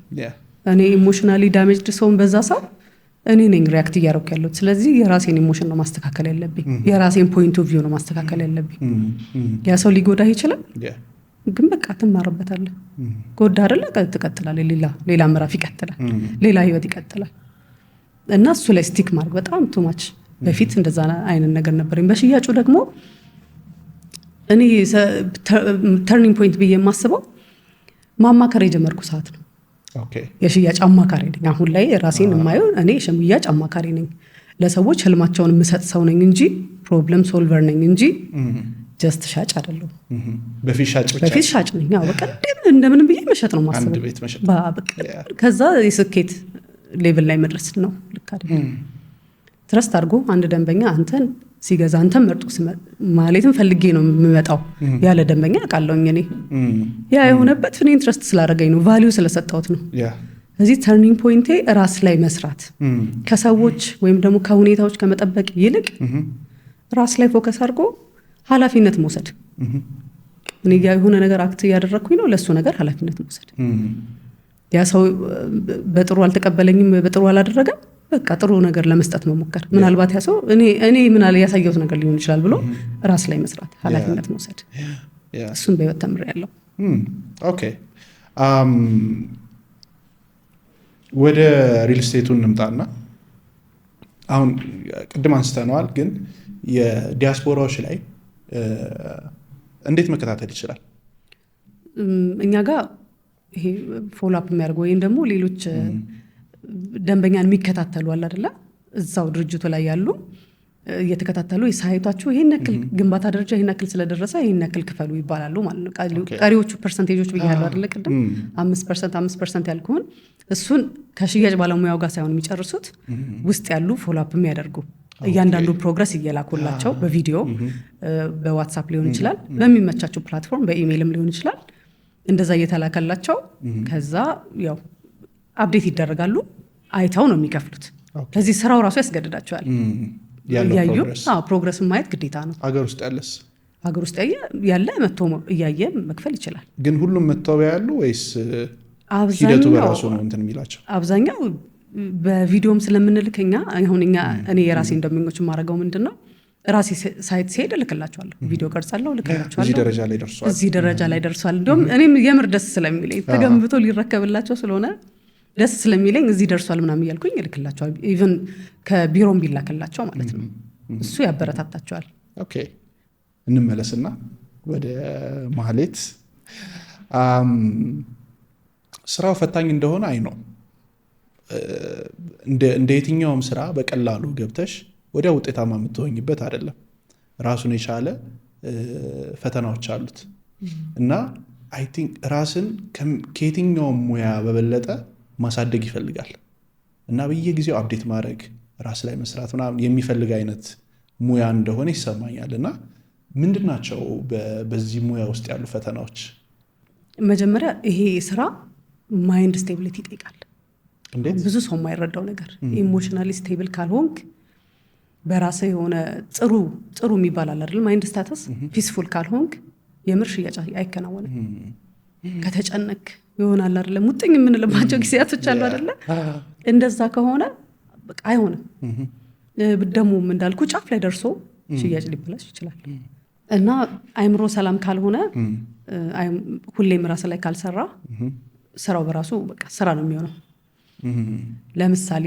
አንዴ ምን ሀፕን አደረገ በቃ ጨራርሰን ሳይታይተን ምን ብለን ሽያጭ ክሎዝ ለማድረግ ተመለሰን ማለት ነው ሆነ ሚስ አደረ በቃ ነገ ምናምን ተባለ ደንበኛ ትንሽ ጊዜ ሲሰጠው ያው በቃ ያስብበታል የመጨረሻ ልከፍል ስትል አንተም ታስባለህ ሁለቴ ሶስቴ ከዛ በማግስቱ ቀረ ማለት ነው እና በቃ ኢሞሽን ልትሸጥ ስትል ያው ባይ ዲፎልት ዶፓሚን የሚባለው ሆርሞን ስላለ ደስ ይላል ቤት ያለ ኢነርጂ ልዩ ነው ምናምንና በማግስቱ ዳውን ሆነ ትሄዳለህ ሳይሳካ ሲቀር ሁሌም ስለዚህ ራስ ላይ መስራት አለበት በቃ አልተሳካ መቀጠል አለብኝ ህይወት ይቀጥላል ነገ ሌላ ቀን ነው ራስን ጊቭ አፕ ማድረግ የለብኝም በቃ ዛሬ አልተሳካ ነገ እኔ ሁሌ የምጠቀማት ነገር ልንገርህ አንድ ምሳሌ በቃ ሁሌ ምን እላለሁኝ በጣም በቃ የለፈውበት ምናምን ፌል ሲያደርግ እግዚአብሔር አለላለሁ በቃ ነገ ዛሬ አሁን እንዲለፍቼ ፎሎ አፕ የሰራሁትን እኮ ነገ ይከፍለኛል እላለሁና ደግሞ የእውነቴን ነው የምልህ ምንም ያለፈውበት ድንገት ተደውሎ ልሸጥ እችላለሁ እሸጣለሁ ደግሞ እንደዛ ነው የምሸጠው እና እግዚአብሔር ያዝየሳን ካልኩሌት አድርጎ ነው የከፈለኝ ስለዚህ ለእኔ ኤነርጂ ነው ፊል የሚያደርገኝ ምንድነው ዛሬ ላይ ብቻ እየሰራው ልጠብቀው እግዚአብሔር ይከፍለኛል ጓደኞቼም እንደዛ ነው የምላቸው ሁሌ እስቲ እኛ ብቻ ትራካችንን አንልቀቅ ሳንለቅ እንሂድ ይከፍለናል በቃ እና ሁሌም ሬዚሊየንት መሆን ጠንካራ መሆን እንትን አይደለም እንዴ ልበል አሁን ሌላ ስራ ላይ በቃ ዛሬ አልተሳካም ደሞዝ አይቀንስም ይቀጥላል እኛ ደሞዝተኞች አይደለንም ካልሰራሽ ሪዋርድ የለህም ካልሰራ እሱ በራሱ እንትን ያደርጋል ኢነርጂ ይሆናል ስለዚህ ነገ መቀየር ለመፈለግ የሚፈልግ ሰው ዛሬ ተኝቶ አይደለም ሶ ኢሞሽናል ስቴቢሊቲ የመጀመሪያው ነው ሌላው ዲሲፕሊን መሆን በጣም ዲሲፕሊን ማለት ይሄ ስንማር ይሄ ነገር ሰርተህ ትቀጣለህ ምናምን አይደለም። ሁሌም በሰዓትህ መግባት፣ ማንም አንተን የሚያሸልም በቃ አለቃ የለም። አለቃ ራስህ ነህ። ዛሬ ይሄን ያክል ከስተመር አገኘው፣ ይሄን ያክል ፎሎ አፕ አደርጋለሁ፣ ይሄን ያክል እሸጣለሁ፣ ክሎዝ ዲል አደርጋለሁ፣ ለራስህ ነው። ራስህ ጎልህን የምታስቀምጠው አንተ ነህ። ታርጌት እያንዳንዱን ታርጌት የምታስቀምጠው ራስህ ነህ። ስለዚህ የራስህ አለቃ ራስህ ነህ። you should be disciplined። አለበለዚያ ሰክሰስ አይመጣም። ካልሸጥሽም ደግሞ መቀነስ አለ አይደል? እሱም አለ። አክቹዋሊ አስበነው አናውቅም ለመናገር አለመሸጥ የሚያናድደው ሜክስ አታረግ ስትቀር ነው። ሌላው እየሰራ የሆነ ሰክሰስ ላይ እየደረሰ እያየ አንተ ቁጭ ብለህ መመልከት። አንድ አለቃ ነበረን እና ሁሌ ምን ይለናል፣ ይሄ ልክ ይሄ የኛ ድርጅት ትልቅ የድፎ ዳቦ እንዳስቀመጠላቸው አስቡ ይላናል። እና ሁሉም እጁ የቻለለትን ያክል ይወስዳል። ስለዚህ እናንተ እንደዛ ነው የምታደርጉት። የምትፈልገውን ያክል ነው የምትቆርሰው እና የምትወስደው። ገባ? ስለዚህ ምን ያክል እቆርሳለሁ ነው። ያው እኔ እግዚአብሔር ይቁረስልኝ ነው የምለው። ለምን? የእሱ እጅ ሰፊ ስለሆነ በሰፊው እንደ ሙሉን እንዲሰጠኝ። እና ሁሌም ዲሲፕሊን መሆን አለብህ። ከዛ ደግሞ መውደቅ አለ፣ ሪጀክት መደረግ አለ። ኖርማል ነው። በቃ ትዕግስትን እስከ ጥግ ነው የሚያስተምረው በጣም። ስለዚህ አንድ ሰው ትዕግስተኛ ለመሆን ሴልስ ኤጀንት ቢሆን ጥሩ ነው። ኦኬ አሁን እንግዲህ እንደምናየው ሀገራችን ላይ ፖሊሲዎች በየሳምንቱ በየወሩ ምናምን ቶሎ ቶሎ ይቀያየራሉ። አዳዲስ ፖሊሲዎች ናቸው አክቹዋሊ እየወጡ ያሉት እና ያንን ነገር አፕዴት መሆን ይፈልጋል ነገርየው። ሶ አፌክት ያደረጋችሁ ወይንም ደግሞ ምናልባት ፐርሰናሊም ሊሆን ይችላል የሆነ ነገር ጫፍ ላይ ደርሰሽ ግን የሆነ ፖሊሲ መቀየር የሆነ ጊዜ እንዲሁም የሰማሁት ነበረ ሪል ስቴት 85% ግንባታ ካላለቀ አይተላለፍም ነው ምናምን ብቻ እንደዚህ አይነት ነገሮችን የሰማኋቸው እኔም ነበሩና ከፖሊሲ ጋር ከህግ ማዕቀፍ ጋር ምናምን የተገናኙ ነገሮች እንዴት ነው ተቀበለሻቸው አንደርስታንድ አድርገሻቸው ወደ ስራ የምታስገቢው? እሱ ሁሌም ያው ራስን አፕዴት ካላደረግ አይሆንም። ምክንያቱም ፖሊሲ የምትቀይረው ነገር አይደለም። እንኳን እኛ አይደለንም አልሚዎች በራሳቸው መቀየር አይችሉም ይህንን ነገር። ስለዚህ ካለው ፖሊሲ ጋር ራስን አፕዴት እያደረግ መሄድ ይጠበቅባል። ለምሳሌ አንድ ደንበኛ ውጭ ሆኖ ሲገዛ በቀን የሚፈቀድለት ራሱ የገንዘብ አማውንት አለ አይደለም? እሱ አዲስ ፖሊሲ ነው። በፊት እንደፈለገ ማስተላለፍ ይችላል። ስለዚህ ይሄ አይቻልም ብለህ ደንበኛን ኢንፎርም የምታደርገው አንተ ነህ። ልክፈል ቢልም አይቻልም እንዲህ ሊሚት አለው። ልክፈል አከፍልም ይሄን ብቻ ክፈል እንደዛ የምትልበት ሁኔታ አለና ሁሌም ራስን አፕዴት ማድረግ ግዴታ ነው። ስለዚህ አሁን ሙሉ ክፈሉ ሙሉ ይቻላል ምናምን ከተባለ ህጉ አይፈቅድም። ቀስ ቀስ እያልክ ነው የምትልከው በባንክ ቶሎ ቶሎ አይቻልም። እሱን ያው እኛ ነን ኢንፎርም እናደርጋቸው። ፌል ያደረገብሽ ምናምን የለም በዚህ በፖሊሲ ምናምን ምክንያት የሆነ ነገር ተቀይሮ በጣም ብዙ ሼር የምታደርጊናል? ይሄ ብር በአንዴ ብዙ መላክ በሚለው አውጥተው እንዴት እንላከው አይነት ነገር ነው። ያው በትክክለኛ ሀፕን ያደረገው ነገር አልገባኝም እኔ እውነት ለመናገር ግን በአንዴ ብቻ ብዙ ብር መላክ አቅቷቸው እዚህ ማለት ነው። ኦኬ ውጪ ነበሩ ውጪ ናቸው። እዚህ ላለ ተወካይ በአንዴ ሙሉን ትራንስፈር ማድረግ አልቻልንም። ላይክ ኬት አመጣችሁት ምናምን የሚባል ነገር አለ አይደለ? በእንደሱ አይነት ምክንያት ፌል ያደረገብኝ አለ እኔ ለምሳሌ።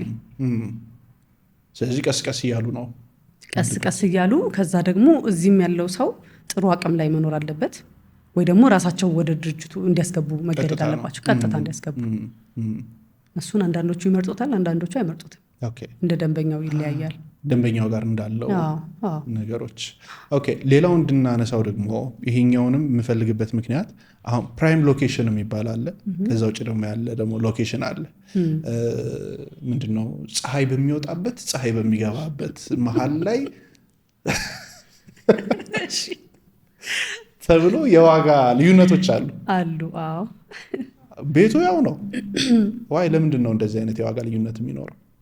አሁን ከፍሎር ሌቭል አንጻር ነው ወይስ አሁን የሆነ ጊዜ ሰማሁት ነበረ ይሄኛው ፀሐይ መግቢያ ስለሆነ ዋጋው እንደዚህ ይጨምራል ይሄ ፀሐይ መውጫ ስለሆነ የጧት ፀሐይ ታገኛላችሁ ቫይታሚን ዲ ከዛ ተብሎ ብቻ አለው ከዛ መሃል ላይ ደግሞ ብርሃን አይገባም ብርሃን የማይገባበት ቤት ደግሞ ዋጋው ይቀንሳል በተወሰነ ትክክል ይቀንሳል ከሳይኮሎጂካል ነው ነገሩ ወይስ ከማርኬቲንግ አንፃር ነው ምንድነው እንደዚህ የዋጋ ልዩነት እንዲኖር የሚያደርገው ልዩነት አለው ለምሳሌ አሁን በውጭው ዓለም የሆነ ደንበኛ ጠይቆኝ ቤት ሊገዛ ጠይቀኝ ማለት ነው የአጋጣሚ ሆኖ ከፍ ሲል ፍሎሩ ሲጨምር ዋጋው ይቀንስ ነበር ከዛ በጣም ይገርማል እኛ ጋር ከፍ ሲል ይጨምራሉ ይፈልጋሉ እና ላይክ እዚህ ደግሞ ያለው አብዛኛው ማጆሪቲ ብዬ በማለት በመችለው መልኩ ከፍ ሲል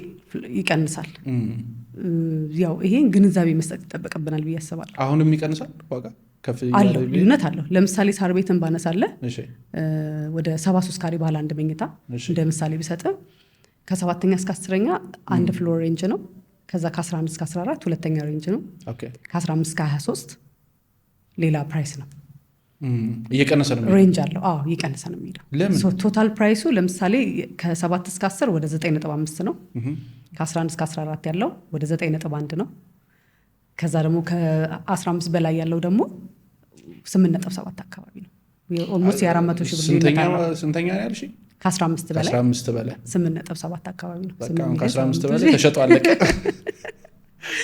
ግን ይኸውልህ ምን አይነት ግንዛቤ ነው መሰለ ያው እኛ እስከዛሬ የመጣንበት ከፍ ሲል መብራት ቢጠፋ እንኳን በምን ወጣለው አይነት ነገር ነው የቴምር ቤቶች የራሳቸው የመኖር ማለት ለሰዎች የሚሆን ሊፍቶች አሉ የእቃ ሊፍት አለው ጋርቤጅ ሹተር አለው እና አውቶማቲክ ጀነሬተር አለው ልክ መብራት ሲጠፋ አውቶማቲክ ጀነሬተር ራሱ የሚያስነሳ ሲስተም ነው ያለው ስለዚህ መብራት ጠፋ ብለ መውጣት እቸገራለሁ ብለ አታስብም ብዙ ጊዜ ሰው እሱን ስለሚፈራ ነው ግን እኛ ኮንሰልት እናደርጋለን እኔ እንደውም አብዛኞቹ ፍሎሩ ከፍ ያለ ነው የሚገዙኝ ለምን ብዙ ልዩነት ከሌለ ለምሳሌ 14ኛ እና 15ኛ ላይ ብዙ ልዩነት የለውም 400 ሺህ ብር ነው አንድ ፍሎር ነው ስለዚህ እኔ የምመክረው 15 16 ቢገዛ ነው ግን ይሄንን ሲስተም አብሮ ኢንስቶል ስለተደረገ ምንም አይነት ችግር አይኖረውም የሚለው እንደ ሽያጭ አማካሪ በደንብ ኮንሰልት ማድረግ ይጠበቅብናል ከታች ሳለም ነው የሚጨምረው ከታች የሚጨምረው ያው ይሄ ሐሳቤ ስላለ ነው በፊት የመጣንበት መንገድ አለ አይደለ ዝቅ ያለ ፍሎር ለምሳሌ አንድ ጊዜ የሆነ ደንበኛዬ ቤት ፈልጎ ለእናትና ለአባቱ ነው ለሱ ነበር የመሰለኝ እሱ ይዝ በጣም ያንገ ነው ለእናትና ለአባቴ ነው አለና አንደኛ ላይ ነው የምፈልገው እንደውም ከ1 እስከ 3 ኮሜርሻል ነው ግዴታ 4ኛ 5ኛ ላይ ነው እዚህ ትልልቅ ሰዎች ከሆኑ ሊፍት ነው ስቲል ሊፍት ነው ሰው የሚጠቀመው ግን ያው እንደዚህ አይነት ትልልቅ ሰዎች ከሆኑ ዝቅ ቢልም ችግር የለውም ብለን እንተንላለን ግን ካለው ዋጋ ልዩነት አንፃር በጣም የሚያተርፉት ነገር ስለሌለ ከፍም ቢሉ ምንም ችግር የለውም እንደውም ደግሞ ቪው ይፈልጋል አሁን አንዳንዴ ደግሞ በተለያዩ ሚዲያዎች ላይ የሚነሱ ወቅታዊ የሆኑ መግለጫዎች ይኖራሉ ስጋቶች ይኖራሉ እንደዚህ ሆንኩኝ እንደዚህ አጣው ምናምን አይነት ነገሮች ይሄ ሪል ስቴት እንደዚህ በላኝ ምናምን ሲባል ሰው ጋር የሆኑ አይነት ትንግርቶች ይኖራሉና ይሄ ስጋትን ከማቅለል አንፃር እንዴት ነው ኢንፎርም የምታደርጓቸው ደንበኞችን ኢንፎርሜሽኑ እንዴት ማግኘት ይችላሉ እውነት ለመናገር አብርሽዬ ማለት ደንበኛ ያለበትን ፎቢያ እያከመን ነው እየሸጠን ያለ ነው ኦነስትሊ ምክንያቱም በቃ ማለት መጀመሪያ ትረስት አይደለ ቢልድ ማድረግ ያለበት በጣም በቃ እንትን አለበት እንደዚህ መጭበርበር አለ ግን ያስረክባል የሁሉም ሰው ጥያቄ ነው ይሄንን አቮይድ ለማድረግ ምንድነው ማድረግ ያለበት ወይም እኛ ማድረግ ያለበት እንደ ሽያጭ አማካሪ የካምፓኒውን ሂስትሪ ማየት ማለት ከዚህ በፊት ምን ያክል ገንብቶ አስረክቧል አሁንስ ላይ ያሉት ሳይቶች ምን ያክል በፍጥነት እየገነባ ይገኛል የሚሉትን መረጃዎች በደንብ መስጠት ይጠበቅብናል ሁለተኛ ደግሞ የሽያጭ አማካሪው ሁላ ሴልስ ሁላ የሽያጭ አማካሪ ነው ማለት አይደለም ልዩነት አለው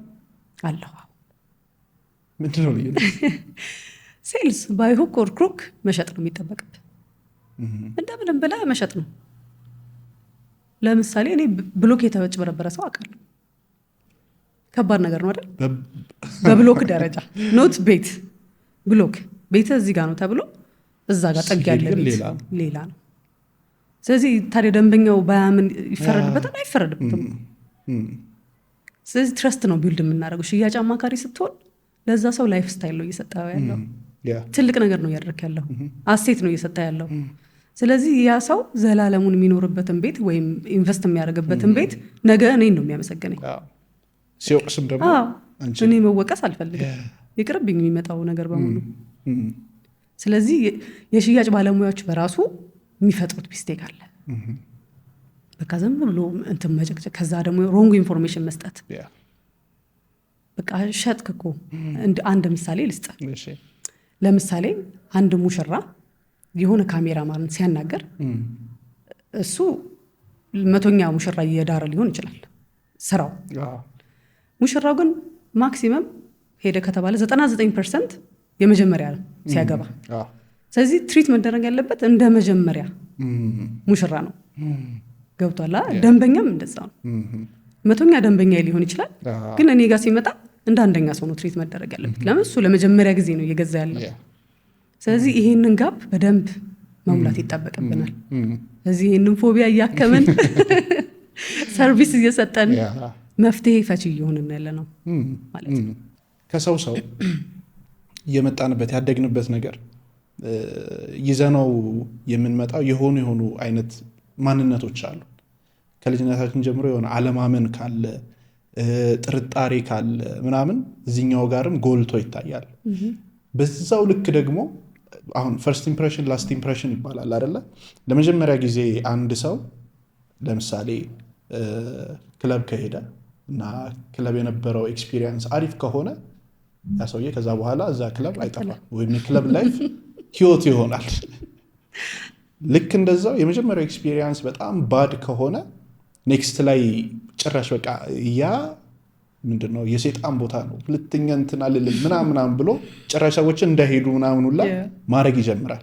ልክ እንደዛ የመጀመሪያውን ቤት ለመግዛት ሲመጣ እቺ የመጀመሪያዋ ኢምፕሬሽን በጣም ወሳኝ ናት ብዬ አስባለሁ። ከዚህ በፊት በመጀመሪያው ኤክስፒሪየንስ ባድ ኤክስፒሪየንስ የነበረው ሰው አጋጥሞሽ ያውቃል? በደንብ። እንዴት ነው ኮሚኒኬት የምታደርጊው? የሆነ ፈን የሆኑ ነገሮች ያሉ ይመስለኛል። እንዴ በጣም አለመታመን ከባድ ነው። እየነገርከው ራሱ ኧረ እያጭበረባራችሁ ምናምን የሚል አይነት እየተሰደብ ማለት ያው እንደዚህ አይነትን ሰው ጊዜ መስጠት ነው በጊዜ እንዳልኩ። አዎ ዝምታ ራሱ አለ አይደለ? ያ ሰው ትክክለኛ መረጃ እየሰጠኸው ከራሱ ጋር እንዲያስብ ጊዜ መስጠት አለብህ። አሁን አብዛኛው ሰው ያጣድፋል፣ ይደውላል፣ ከዛ ቶሎ መምጣት አለበት፣ ቶሎ ግዛ፣ ቶሎ ክፈል። ይሄ ልክ አይደለም። ከአራቱ እንትን የትኛው ጋር ነው የሚመደበው የሰው? ኢንተረስትድ ኢንስቲል ኳሊፋይድ ጊዜ ፈላጊ ግን አሉ ብዙ ባይዘው። አብዛኛው ሰው ጊዜ ይፈልጋል። እሱን መረዳት አንደርስታንድ ማድረግ መቻል አለብን። ግን አሁን ያንን ትራማ ነው ዞሮ እቺ ፈርስት ኢምፕሬሽን ላይ ያለችዋ ኤክስፒሪየንስ መታከም መቻል አለባት። እና ያንን እምነት ግን ለመፍጠር የሆነ ኤክስትራ ማይል መሄድ ያለባችሁ ይመስለኛል። ምን ያህል ርቀት ትሄጃለሽ?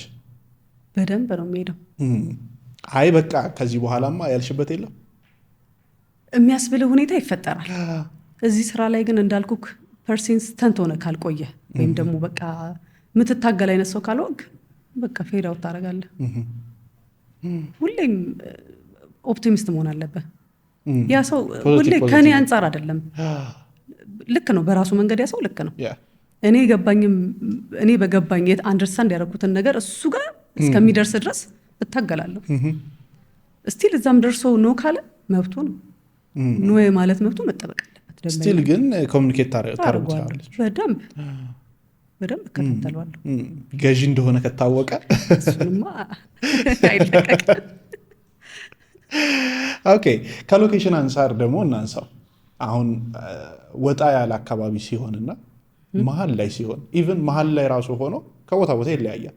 ለምሳሌ አሁን ባለፈው አንድ አርኪቴክት ጓደኛ አለኝና እንደዚህ እያወራን ነበር። የት አካባቢ ቢሮ ብቀይር አሪፍ ነው ምናምን ብዬ እየጠየቅኩት ምንድነው የሳር ቤት አካባቢ የሆነ ሌክዠሪ የተከበረ ምናምን ነው። እንደዚህ ነው ያለኝ።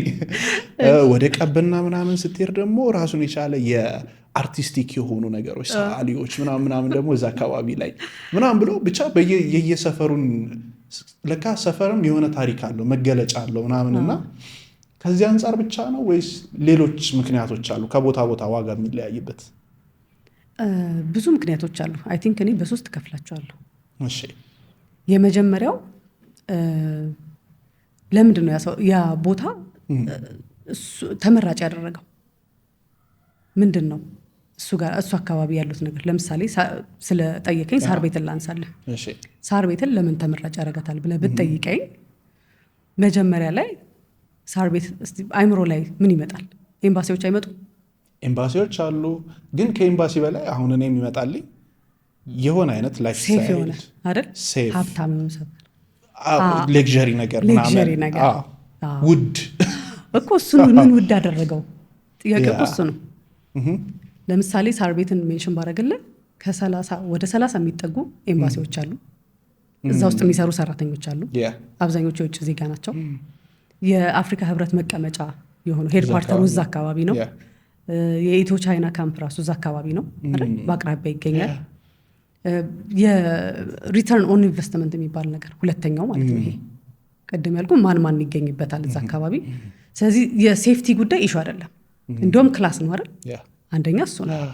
ሁለተኛ ነገር ደግሞ ሪተርን ኦን ኢንቨስትመንቱ እንዴት ነው ስታከራይ ስትሸጥ፣ ለምሳሌ ይጨምራል።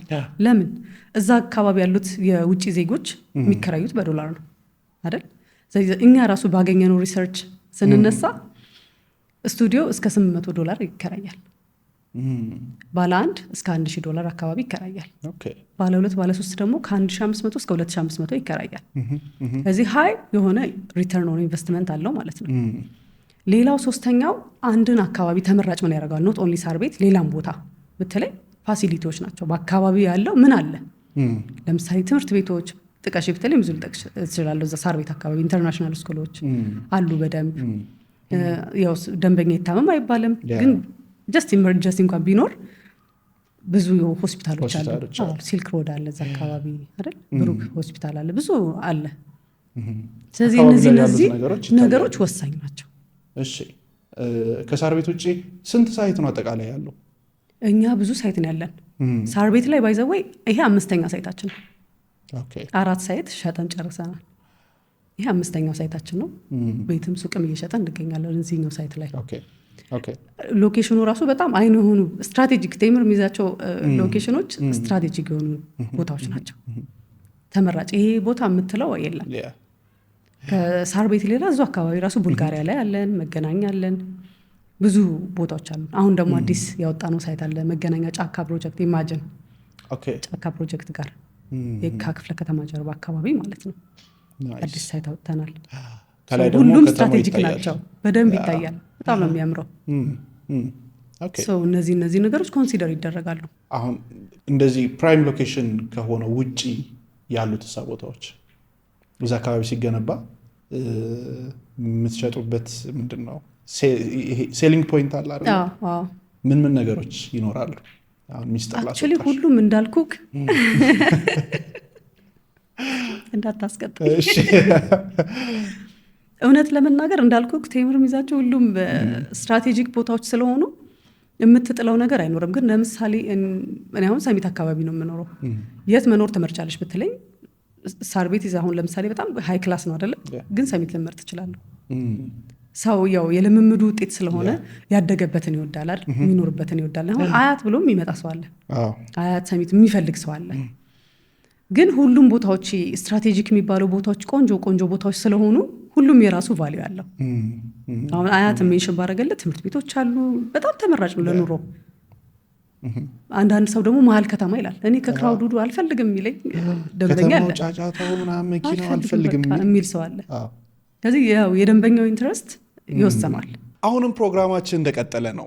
ስለዚህ በግሩፕ ለሚመጡ ግሩፕ ባየርስ አለ ደግሞ ከሆነ ገብተው አነጋግረው ይችላሉ፣ ዲል ያደርጋሉ። ባለኝ ኤክስፒሪየንስ 5 ሰዎች ምናምን መጥተው ዲል ሲያደርጉት እዚህ ይለኛል።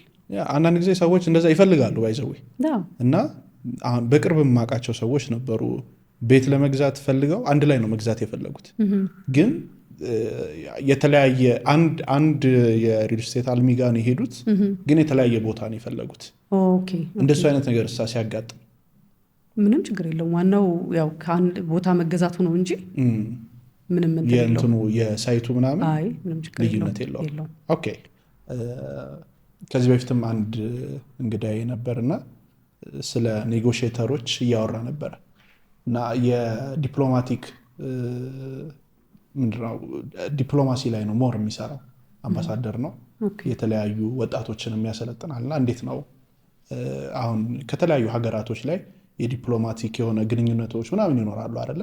የዛ ሰዓት ላይ አሉ ኔጎሽየት የምታደርጊባቸው መንገዶች እና እንዴት ቀድመው ማሸነፍ እንዳለባቸው እንዴት ማሳመን እንደሚችሉ ምናምን እያነሳ ነበርና ከዛ ውስጥ እንደ አንደኛ ብሎ ያነሳው ብዙ አለማውራት ኪ ፖይንቶቹን ታነሻለሽ ከዛ ሰውየው በራሱ አእምሮ ውስጥ እንዲያስብ የሆነ ዝምታንና ክፍት ቦታን መልቀቅ የሚል ሀሳብን አንስቶ ነበር። ይሄ ይሰራል በሪል ስቴቱ ዘርፍ? አዎ እንዴ እና በሻ ራሱ ዝምታ ወርቅ ነው ይባል ይላል። ግን ምንድነው መሰለኝ እኔ ማምነው በፊት አሁን ይሄ ደላላ ሲባል አይደል አውርቶ ምናምን በቃ አፈጣጥ ነው ምናምን አይደል በጣም ብዙ ያወራል። ከዛ እንደምንም ያው ተገፋፍቶ ያሰው ፍላጎቱም ስላለው ያደርጓል ነገር ነው። አሁን ላይ ግን እንደዛ አይደለም።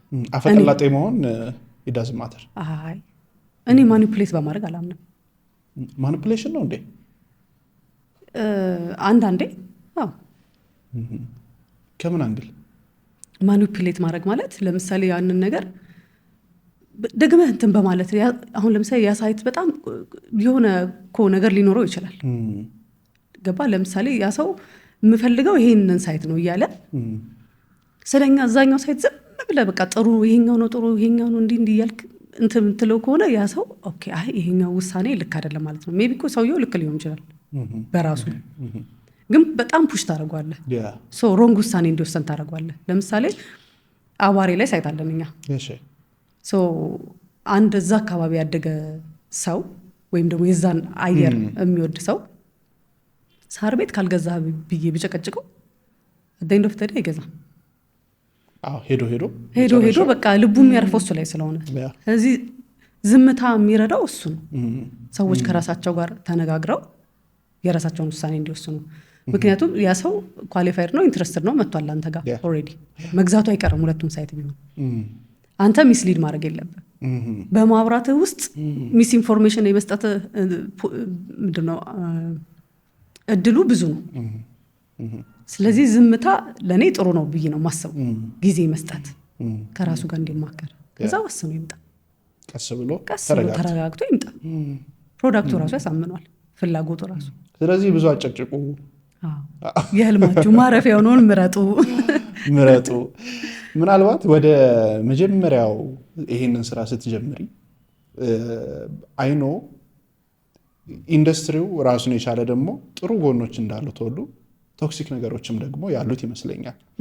ኢንዱስትሪው ስልሽ የሪል ስቴቱ ሳይሆን ሴልስ የሆነ ጊዜ የሰማኋቸው ነገሮች ነበሩና አብሶ ከሊድ መነጣጠቅ፣ ደንበኛ መነጣጠቅ፣ እርስ በርስ ያሉ ግንኙነቶች ላይ ጤናማ ያልሆነ ግንኙነት ካለ ምናምን ብዙ ነገሮች የሚበላሹ ይመስለኛልና እንደዚህ ያጋጠሙሽ ነገሮች አሉ?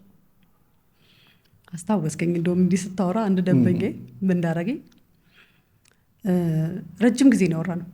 ረጅም ጊዜ አውርተን ምን ብለን ከዛ ምን ሆነ ላይክ እዛው ሆኖ ሊገዛ ነበረ። ከዛ ሐሳብ ተቀይሮ ሚስቱ ልትመጣ ሆነ። ውጪ ነበር የሚኖረው። ውጪ ነው የሚኖሩት በቋሚነት። ከዛ ባለቤቱ ልትመጣ ሆነ። እሺ ከዛ ባለቤቱ መጣች ምናምን በቃ ልሸጥ ነው ብዬ በጣም በቃ ተነሳስቻለሁ። ከዛ ምን ሆነ ሚስቱ ሌላ ሰው ታውቃለች። ሌላ እዛው ካምፓኒ ውስጥ የሚሰራ ሰው ታውቃለች። ኦኬ ሶ የፈለገችው ምንድነው የራሷን ዘመድ መጥቀም ነው። በልፋት ደረጃ ከጠየቀኝ እስከ 75% በሚባል ደረጃ እኔ ነኝ የለፋሁት። ይሄ ነው የዚህ ስራ ላይክ ምንድነው የሚባለው ዳርክ ሳይድ የሚባለው ነገር አለ አይደለ? በጣም ለፍተ ሊሆን ይችላል እና ያው በእርግጥ የተወሰኑ መፍትሄዎች መጥተዋል። ነገር አሁን ላይ ሪፖርት ማድረግ የሆነ ሲአርኤም የሚባል ሶፍትዌር አለ። እሱ ላይ ቶሎ ማስገባት፣ ፎሎ አፕ ማድረግ፣ በቃ ሪፖርት ማድረግ የሚባሉ ነገሮች አሉ። በኋላ ላይ ትቀርባለህ። ለምሳሌ አንተ የተሻለ እኮ መረጃ የሚያገኝ መስሎትም ሊሆን ይችላል፣ በቅንነትም ሊሆን ይችላል፣ ደንበኛ ክፋት አስቦ ላይሆን ይችላል። እኔን አዋርቶ ከዛ እንደገና ሌላ ሰው ሲያዋራ እዛም ጋር ሴም ፊሊንግ ነው ያለው። በቃ ደንበኛ ያገኘው ልሸጥ ነው ኢንትረስትድ ነው የሚለው ነገር እና በቃ ደግሞ የዛኔ ፍሬሽ ነኝ ለምንኳት ደውዬ ሳሳዝን እያለቀስኩ በለው ኦልሞስት ብቻ የድሮ ኤክስፒሪየንስ ትንሽ እንትን ይላል፣ ያዝናናል። አንዳንዴ ኤክስፒሪየንስ ነው አንተን የሚያበቃህና ምን ሆኜ ነው በጣም ነው ያዘንኩት። በቃ በእውነት በጣም መጨረሻው ምን ሆነ? አዘንኩ። ገዛች ከሌላ ሰው ሪፖርት የምታደርጊበትም ምናምን የለም። በቃ የለም። ከማን እንደገዛች አላውቅማ። በቃ እሷ ራሷ ብሎክ አደረገች። ከዛ እንደውም ባለቤቷ በጣም መልካም ሰው ነው እውነት ለመናገር ምን አለኝ፣ በቃ እኔ ልላክልሽ፣ በቃ የለፋሽበትን ልክፈልሻለኝ እና ይሄ ራሱ በጣም ቴንኪዩ ብዬ አትሊስት እንደለፋው ተረድቶኛል የሚለውን ነገር አንደርስታንድ አደረኩኝና በቃ እንደዚህ ነገሮች በጣም አፕን ያደርጋሉ። በጣም ብዙ ጊዜ ይደርሶብኝ ያውቃል። በጣም ብዙ ጊዜ የፒር ፕሬዠር ምናምን እሳ ፒር ፕሬዠር ላይክ ያው እንደ ልጅነትህ አይሆንም። ከፍ ሲል መቋቋም ይቻላል። የመቋቋሙ ላይክ ይገባሃል። ከአንተ ጋር አብሮ የማይሄድ ሰው አቮይድ እያደረክ ትሄዳለህ። ግን ተጽዕኖ አሳድሮብሽ አያውቅም? ይሄ እንዴት ልበልህ፣ በስራው ላይ አፌክት ያደርጋል።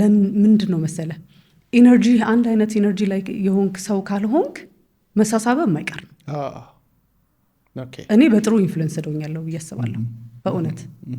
ምክንያቱም እኛ ላይክ ስንገባ የነበርን ሰዎች አለን እስካሁን ድረስ አብረን የቀጠልን ነው ከ4 ዓመት በላይ ማለት ነው። እና የእውነት ዳውን ስንሆን በቃ አንደኛው ዳውን ሲሆን አንደኛውን ሰፖርት የማድረግ አይነት ነገር አለና በዛውም ልክ ግን ኔጌቲቭ ያው ሰው ነህና ዳውን የሆንክበት ሰዓት ላይ ላለማጋባት ቀማት ጥረው ጥረት የለም እና እናውቃለን እኮ ከዛ ሰበብ ፈልገው ሊቀሩ ይችላሉ ራሳቸውን ለማደስ ማለት ነው። እና ያው ኢነርጂ የተለያየ ከሆንክ በተወሰነ መልኩ ይስብሃልም። ኢነርጂቲክ የሆነ ሰው ማብረው ሲሄድ ከፍ ማለት በደንብ ኦኬ። አንድን የሴልስ ኤጀንት ይሄ ሰው ጎበዝ ነው የሚያስብለው ምን ነገሮች ናቸው? የምፈልገውን ጥያቄ ጠየቅ። የምሬ 3 አይነት የሽያጭ አማካሪዎች አሉ ወይም የሽያጭ ባለሙያዎች አሉ። አንደኛው በጣም ጥሩ የሚባሉ ናቸው። ጥሩ የሚባሉት ምን አይነት ናቸው ካልከኝ፣ ለምሳሌ የዚህን ቤት ስፋቱን ይሄን ያክል መታጠቢያ ቤት አለው፣ ይሄን ያክል ቫልዩ አለው ምናምን ብለህ የሚያስረዳ ማለት ነው። ይሄ ጥሩ ይባላል። በጣም ጥሩ የሚባሉት ደግሞ በቃ ይሄን ቤት ስትገዙ ይሄን ያክል ኢንቨስት ስታደርጉ ይሄን ያክል ሪተርን ኦን ኢንቨስትመንት አለው፣ በጣም በቃ ይሄን ያክል ታተርፋላችሁ ምናምን የሚሉ ናቸው። ሌላ 3ኛው ሌጀንድ የሚባሉ ጀስት እንደኔ ማለት ይቻላል። ሌጀንድ የሚባሉት ደግሞ ላይፍ ስታይል ነው የሚሰጡት። የህልማቸው ማረፊያ ሆነው ምን አይነት ላይፍ ስታይል ይኖራሉ። ለምሳሌ ምሳሌ ልስጣብሽ። ኮካን ስትወስድ ምን ይመጣልሃል? ኮካን ሲጠጡ ስሜቱን ያጣጡ። ምንድን ነው እየሸጡ ያሉት? ስሜት ነው። ለምሳሌ ናይክ ጫማን እስቲ ያስበው። እየሮጠ ራሱ ያሸንፋል አይደል? የማይገባ ጎል ይገባል አይደል? ስሜት ነው፣ ኢንስፓይሬሽን ነው፣ ላይፍ ነው የሚሰጠው። እዚህ ትክክለኛ የሽያጭ አማካሪ ወይም በጣም ስኬታማ የሚባለው ህይወት ወይም ደግሞ አንድ ቤት ውስጥ ምን አይነት ነፍስ ትዘራበታለህ ነው፣ ምን አይነት ቫልዩ ትጨምርለታለህ ለቤቱ። ቤቱን ኦልሬዲ ራሱ ከተረከበ በኋላ ቤት ውስጥ ምን አይነት ላይፍ ስታይል ይኖራል፣ እዛ አካባቢ ሲኖር ምን አይነት ላይፍ ስታይል የሚለውን ነው የምትሰጠው። ስለዚህ ይሄ ኮር ኳሊቲ ነው ብዬ አስባለሁ። ለሌጀንድነት ጠንክሮ መስራት ነው። ኦኬ። ሌላው እንድናነሳው የምፈልገው አሁን ከተማችን ላይ በጣም ብዙ የሪል ስቴት አልሚዎች አሉ። ኦፍኮርስ እንዳልሽው ጥሩ ነገሮች እንዳሉ ሆነው ደግሞ ከጀርባ ያሉ ደግሞ ድብቅ የሆኑ ነገሮች ደግሞ አሉ። በጣም ብዙ የምንሰማቸው ጤናማ የሆኑም ጤናማ ያልሆኑም ብዙ ሰው የሚጭበረበርባቸው በጣም ብዙ ሰው እየከሰረ ያለበት ከክፍያ ጋር በተገናኘ ከካሬ ጋር በተገናኘ ከውል ጋር ከተለያዩ ነገሮች ጋር አሉ በቃ ማኒፑሌት የሚደረግባቸው መንገዶች። እንግዲህ እንደዚህ አይነት ፖድካስቶች የሚያስፈልጉትም ይህንን የመጀመሪያውን አይነት ኢንፎርሜሽን እንዲያገኝ ማድረግ ነው። ሄዶ እንዳይጭበረበር የሆነ ኢንፎርሜሽን ካለው ጋፑ የኢንፎርሜሽን ጋፕ ነው፣ አይጭበረበርም ሄዶ። መጀመሪያ ላይ ወደ ሪል ስቴት ለመግዛት ሲሄዱ ምንድን ነው መታየት ያለበት ዋና ዋና ነገሮች? እንደገና ደግሞ መቼ ከሄዱ በኋላ ደግሞ ሬድ ፍላጎች ደግሞ ይኖራሉ። እነዛን ሬድ ፍላጎች 1 2 3 ብለሽ የምታስቀምጭልን በቃ እንደዚህ ከሆነ እንዳትገዙ መደምደሚያ ያለው ነገር ምን ነገሮች ይኖራሉ?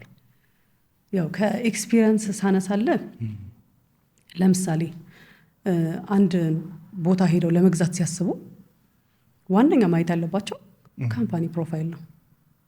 ሂስትሪው እንዴት ነው መጠየቅ አለባቸው በደንብ። ጎበዝ የሆነ የሽያጭ አማካሪ የራሱ ሳይጠየቅ ይነግራል።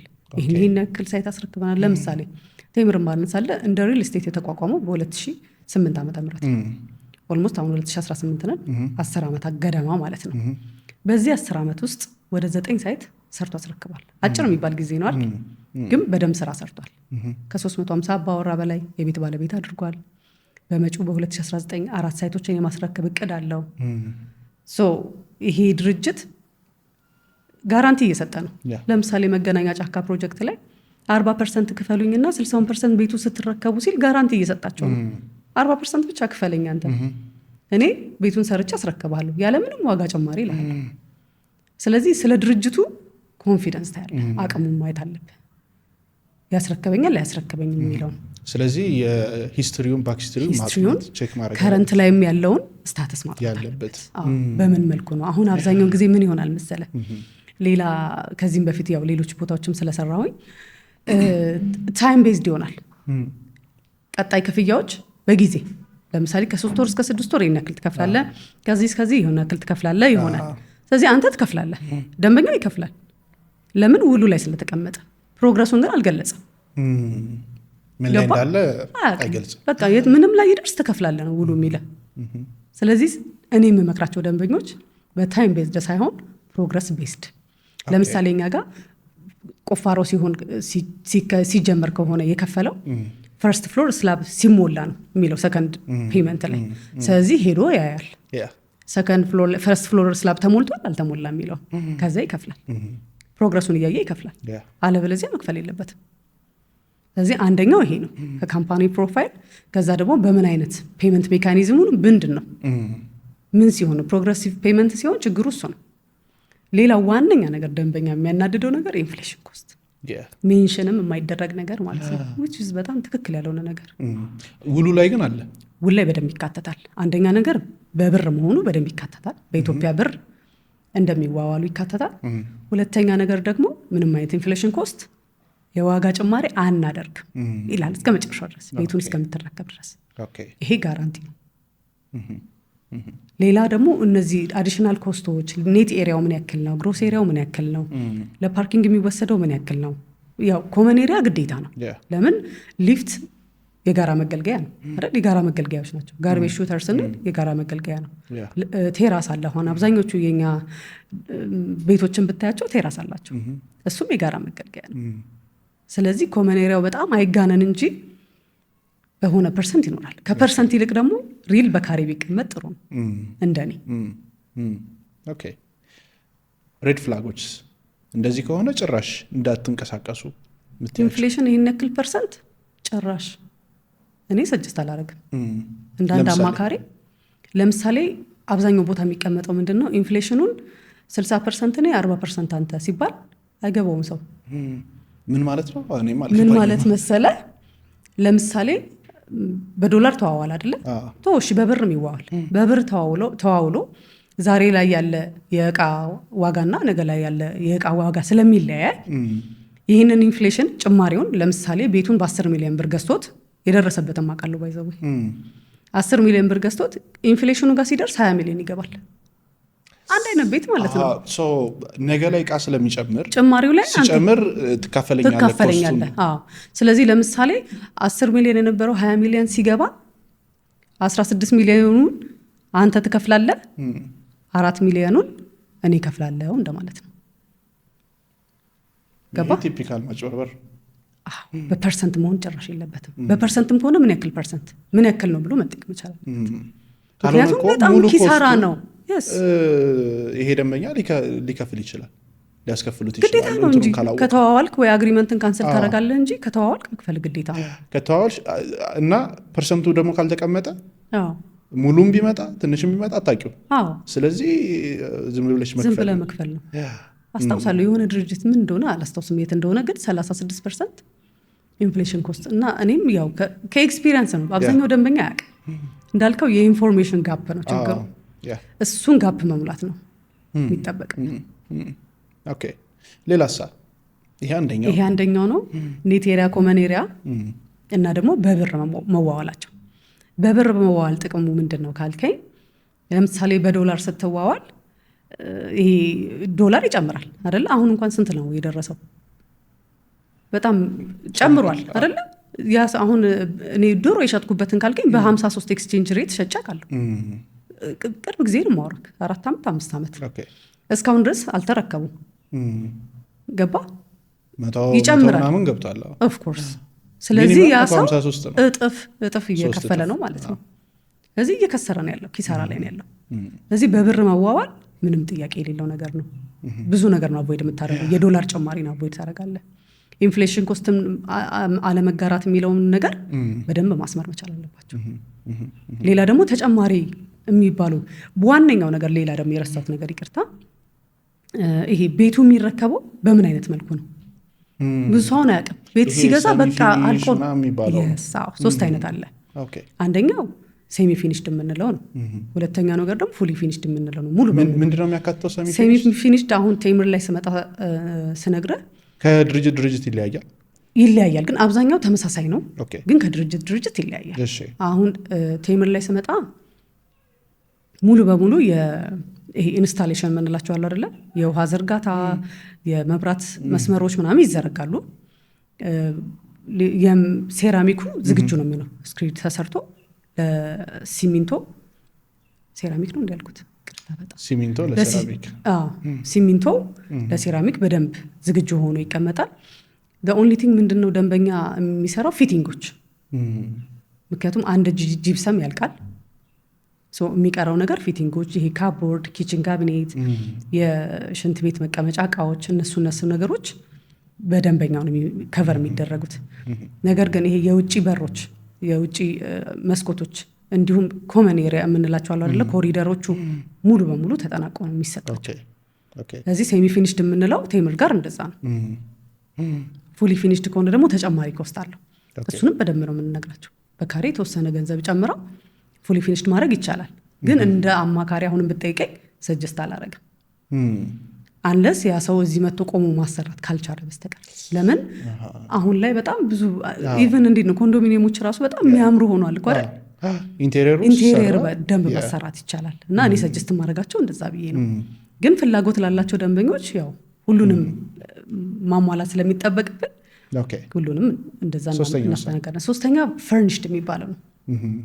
ፈርኒሽድ ግን አይ ቲንክ ኦልሞስት አሁን ይኑር አይኑር አላውቅም እንደሌላው እኛ ጋር ግን ያው ፉሊ ፊኒሽድ እና ሴሚ ፊኒሽድ ነው ያለው። ፈርኒሽድ ግን የምንለው ኤቭሪ ፈርኒቸር ገብቶለት በቃ ልቅ ያለ ልብሱን ብቻ ነው ደንበኛ ብቻ እንጠልጥለው መግባት ነው። በቃ እንደዛ ነው። እሱ ግን ጸዴ ነው። በቃ የሆነች ልብስ ይዘሽ አንቺ በምትፈልጊው ደግሞ ከተሰራ እንዴ በጣም ኦኬ። ምናልባት እንድናነሳው የምፈልገው አሁን እስካሁን ድረስ የሚከታተሉ ኦዲየንሶቻችንም ጥያቄ የሚሆንባቸው ብዬ የማስበው ኦኬ ለመግዛት አስበዋል፣ ግን ደግሞ የክፍያ ነገር ደግሞ ይመጣል። ለምሳሌ ባለ 1 ቢፈልጉ፣ ባለ 2 ቢፈልጉ፣ ባለ 3 ቢፈልጉ ወይንም ስቱዲዮ ቢፈልጉ ምናምን የክፍያ ሁኔታው በካሬ ምን ያህል ነው ምናምን የሚሉት ነገሮች ጥያቄ ይሆናሉና እነሱ እናንሳቸው። ያው ክፍያ ላይ በካሬ እንደየሳይቱ ይለያያል። ግን ያው በሬንጅ ብናስቀምጠው ከ110 ሺህ እስከ 130 ሺህ በሚለው መያዝ እንችላለን። ሬንጁ ግን እንዳልኩ ከፍሎር ፍሎር ይለያያል። በተለያየ ካሬ አማራጮች ናቸው። ያው ካሬው አይለያየም። ባለው በተሰጠው የካሬ መጠን በሱ አባስተ ያው ዳውን ፔመንቱን ያደርጋሉ ማለት እንደዛ ይሰራሉ። ግን እንዳልኩ ከየሳይቱ ይለያያል። ያው በሬንጅ ግን ብናስቀምጠው ከ110 ሺህ እስከ 130 ሺህ ማክሲመም በጣም ሄደ ከተባለ ማለት ነው። ማለት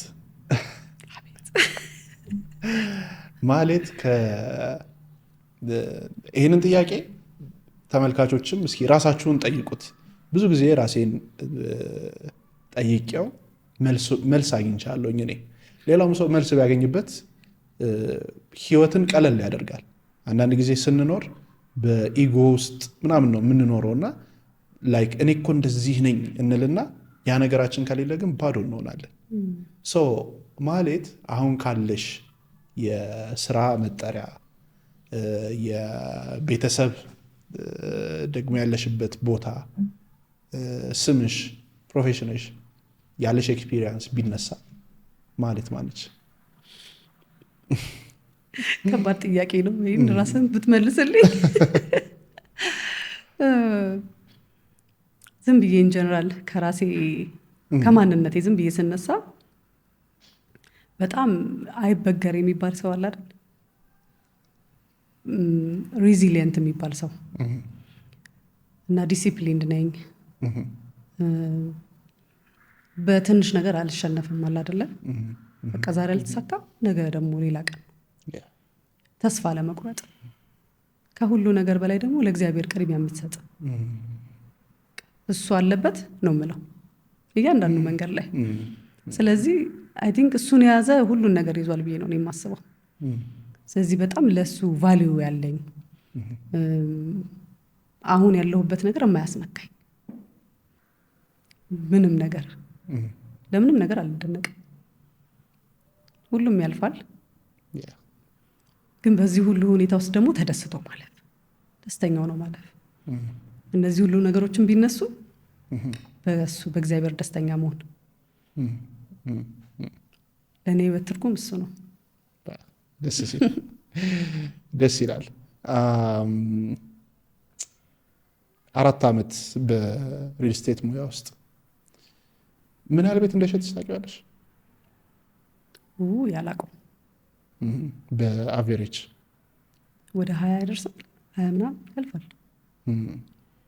ግን የኔ ሽያጮች ለየት የሚያደርጋቸው 100% ናቸው። አንዴ 100% ነው የሚከፍሉት። ዝግ ነው። ላኪ ነኝ መሰለኝ። ይህንን ፕሮግራም አይተው እስኪ መረጃ እፈልጋለሁኝ እንዴት ነው ባገኛት ቢሉ በምን ያገኙሻል? ሶሻል ሚዲያ አለሽ ወይስ በስልክ ነው? ሶሻል ሚዲያም እጠቀማለሁ። ሁሉንም አለኝ። ማህሌት መንግስቴ የሚል ምን ላይ የራሴ አካውንት አለኝ። ፌስቡክ፣ ኢንስታግራም፣ ቴሌግራም፣ ዋትስአፕ ምንም የቀረኝ የለም። አይ ቲንክ ቲክቶክ ነው ሁሉም አለ። እሱ ማሂታ ነው የሚለው። ኦኬ ሰው እነሱንም ሜንሽን እናደርጋቸዋለን። ስልክሽንም እዚሁ ጋር እናስቀምጣለን። ምጠይቂን ጥያቄ አለ? አብርሽ ማን ነው? ወደፊት ከአንድ 5 ዓመት በኋላ የት እንጠብቅ? ማነ ሰፊ ነው፣ ብዙ ነው። በጣም ጥልቀት ያለው እና እንደዚህ ነኝ ብዬ ለመግለጽ ከባድ ነው። አንድ ሰው እኔ እንደዚህ ነኝ ካለ እኔን እኮ ጠይቀኸኝ ግን መልሻለሁ። በተወሰነ መልኩ ማጭበርበር ነው አይቻልም። that's why እኮ ሰፊ ነው ምልሽ። ለመግለጽ ቀላል አይደለም። መኖር የሚያጓጓው በዛሬ ውስጥ ነገን እየገነባ ያለ ተስፈኛ የስራ ሰው ወጣት ነው። ከ5 ዓመት በኋላ አክቹዋሊ የአመት የምናምን ፕላን የለኝም። የኔ ትልቁ ምኖርበት እንደ ቫሊዩም እንደ ፕሪንሲፕልም ላይክ ቫሊየብል ሰው ሆኖ ማለፍ ነው። በምሰራቸው ስራዎች፣ በሚሄድባቸው ቦታዎች፣ በማረጋቸው ነገሮች በጠቅላላ አጠገቤ ላይ ላሉ ሰዎች ወይንም ለኔክስት ላለው ሰው ቫሉዌብል መሆን፣ በቃ ጠቃሚ ሰው መሆን፣ ያንን ጥቅም መስጠት መቻል ነውና አክቹዋሊ ያንን ነው እያደረግኩትኝ እየሄድኩ ያለሁት። ይሄ ነው ያለው። ደስ ይላል። ስለመጣሽ ደስ ብሎኛል። በጣም ነው የማመሰግነው። ሌላ ጊዜ ደግሞ በሌላ ርዕስና በሌሎች ጉዳዮች በእርግጠኝነት በዚህም ፖድካስት ላይ ብዙ ጥያቄዎች ይኖራሉ።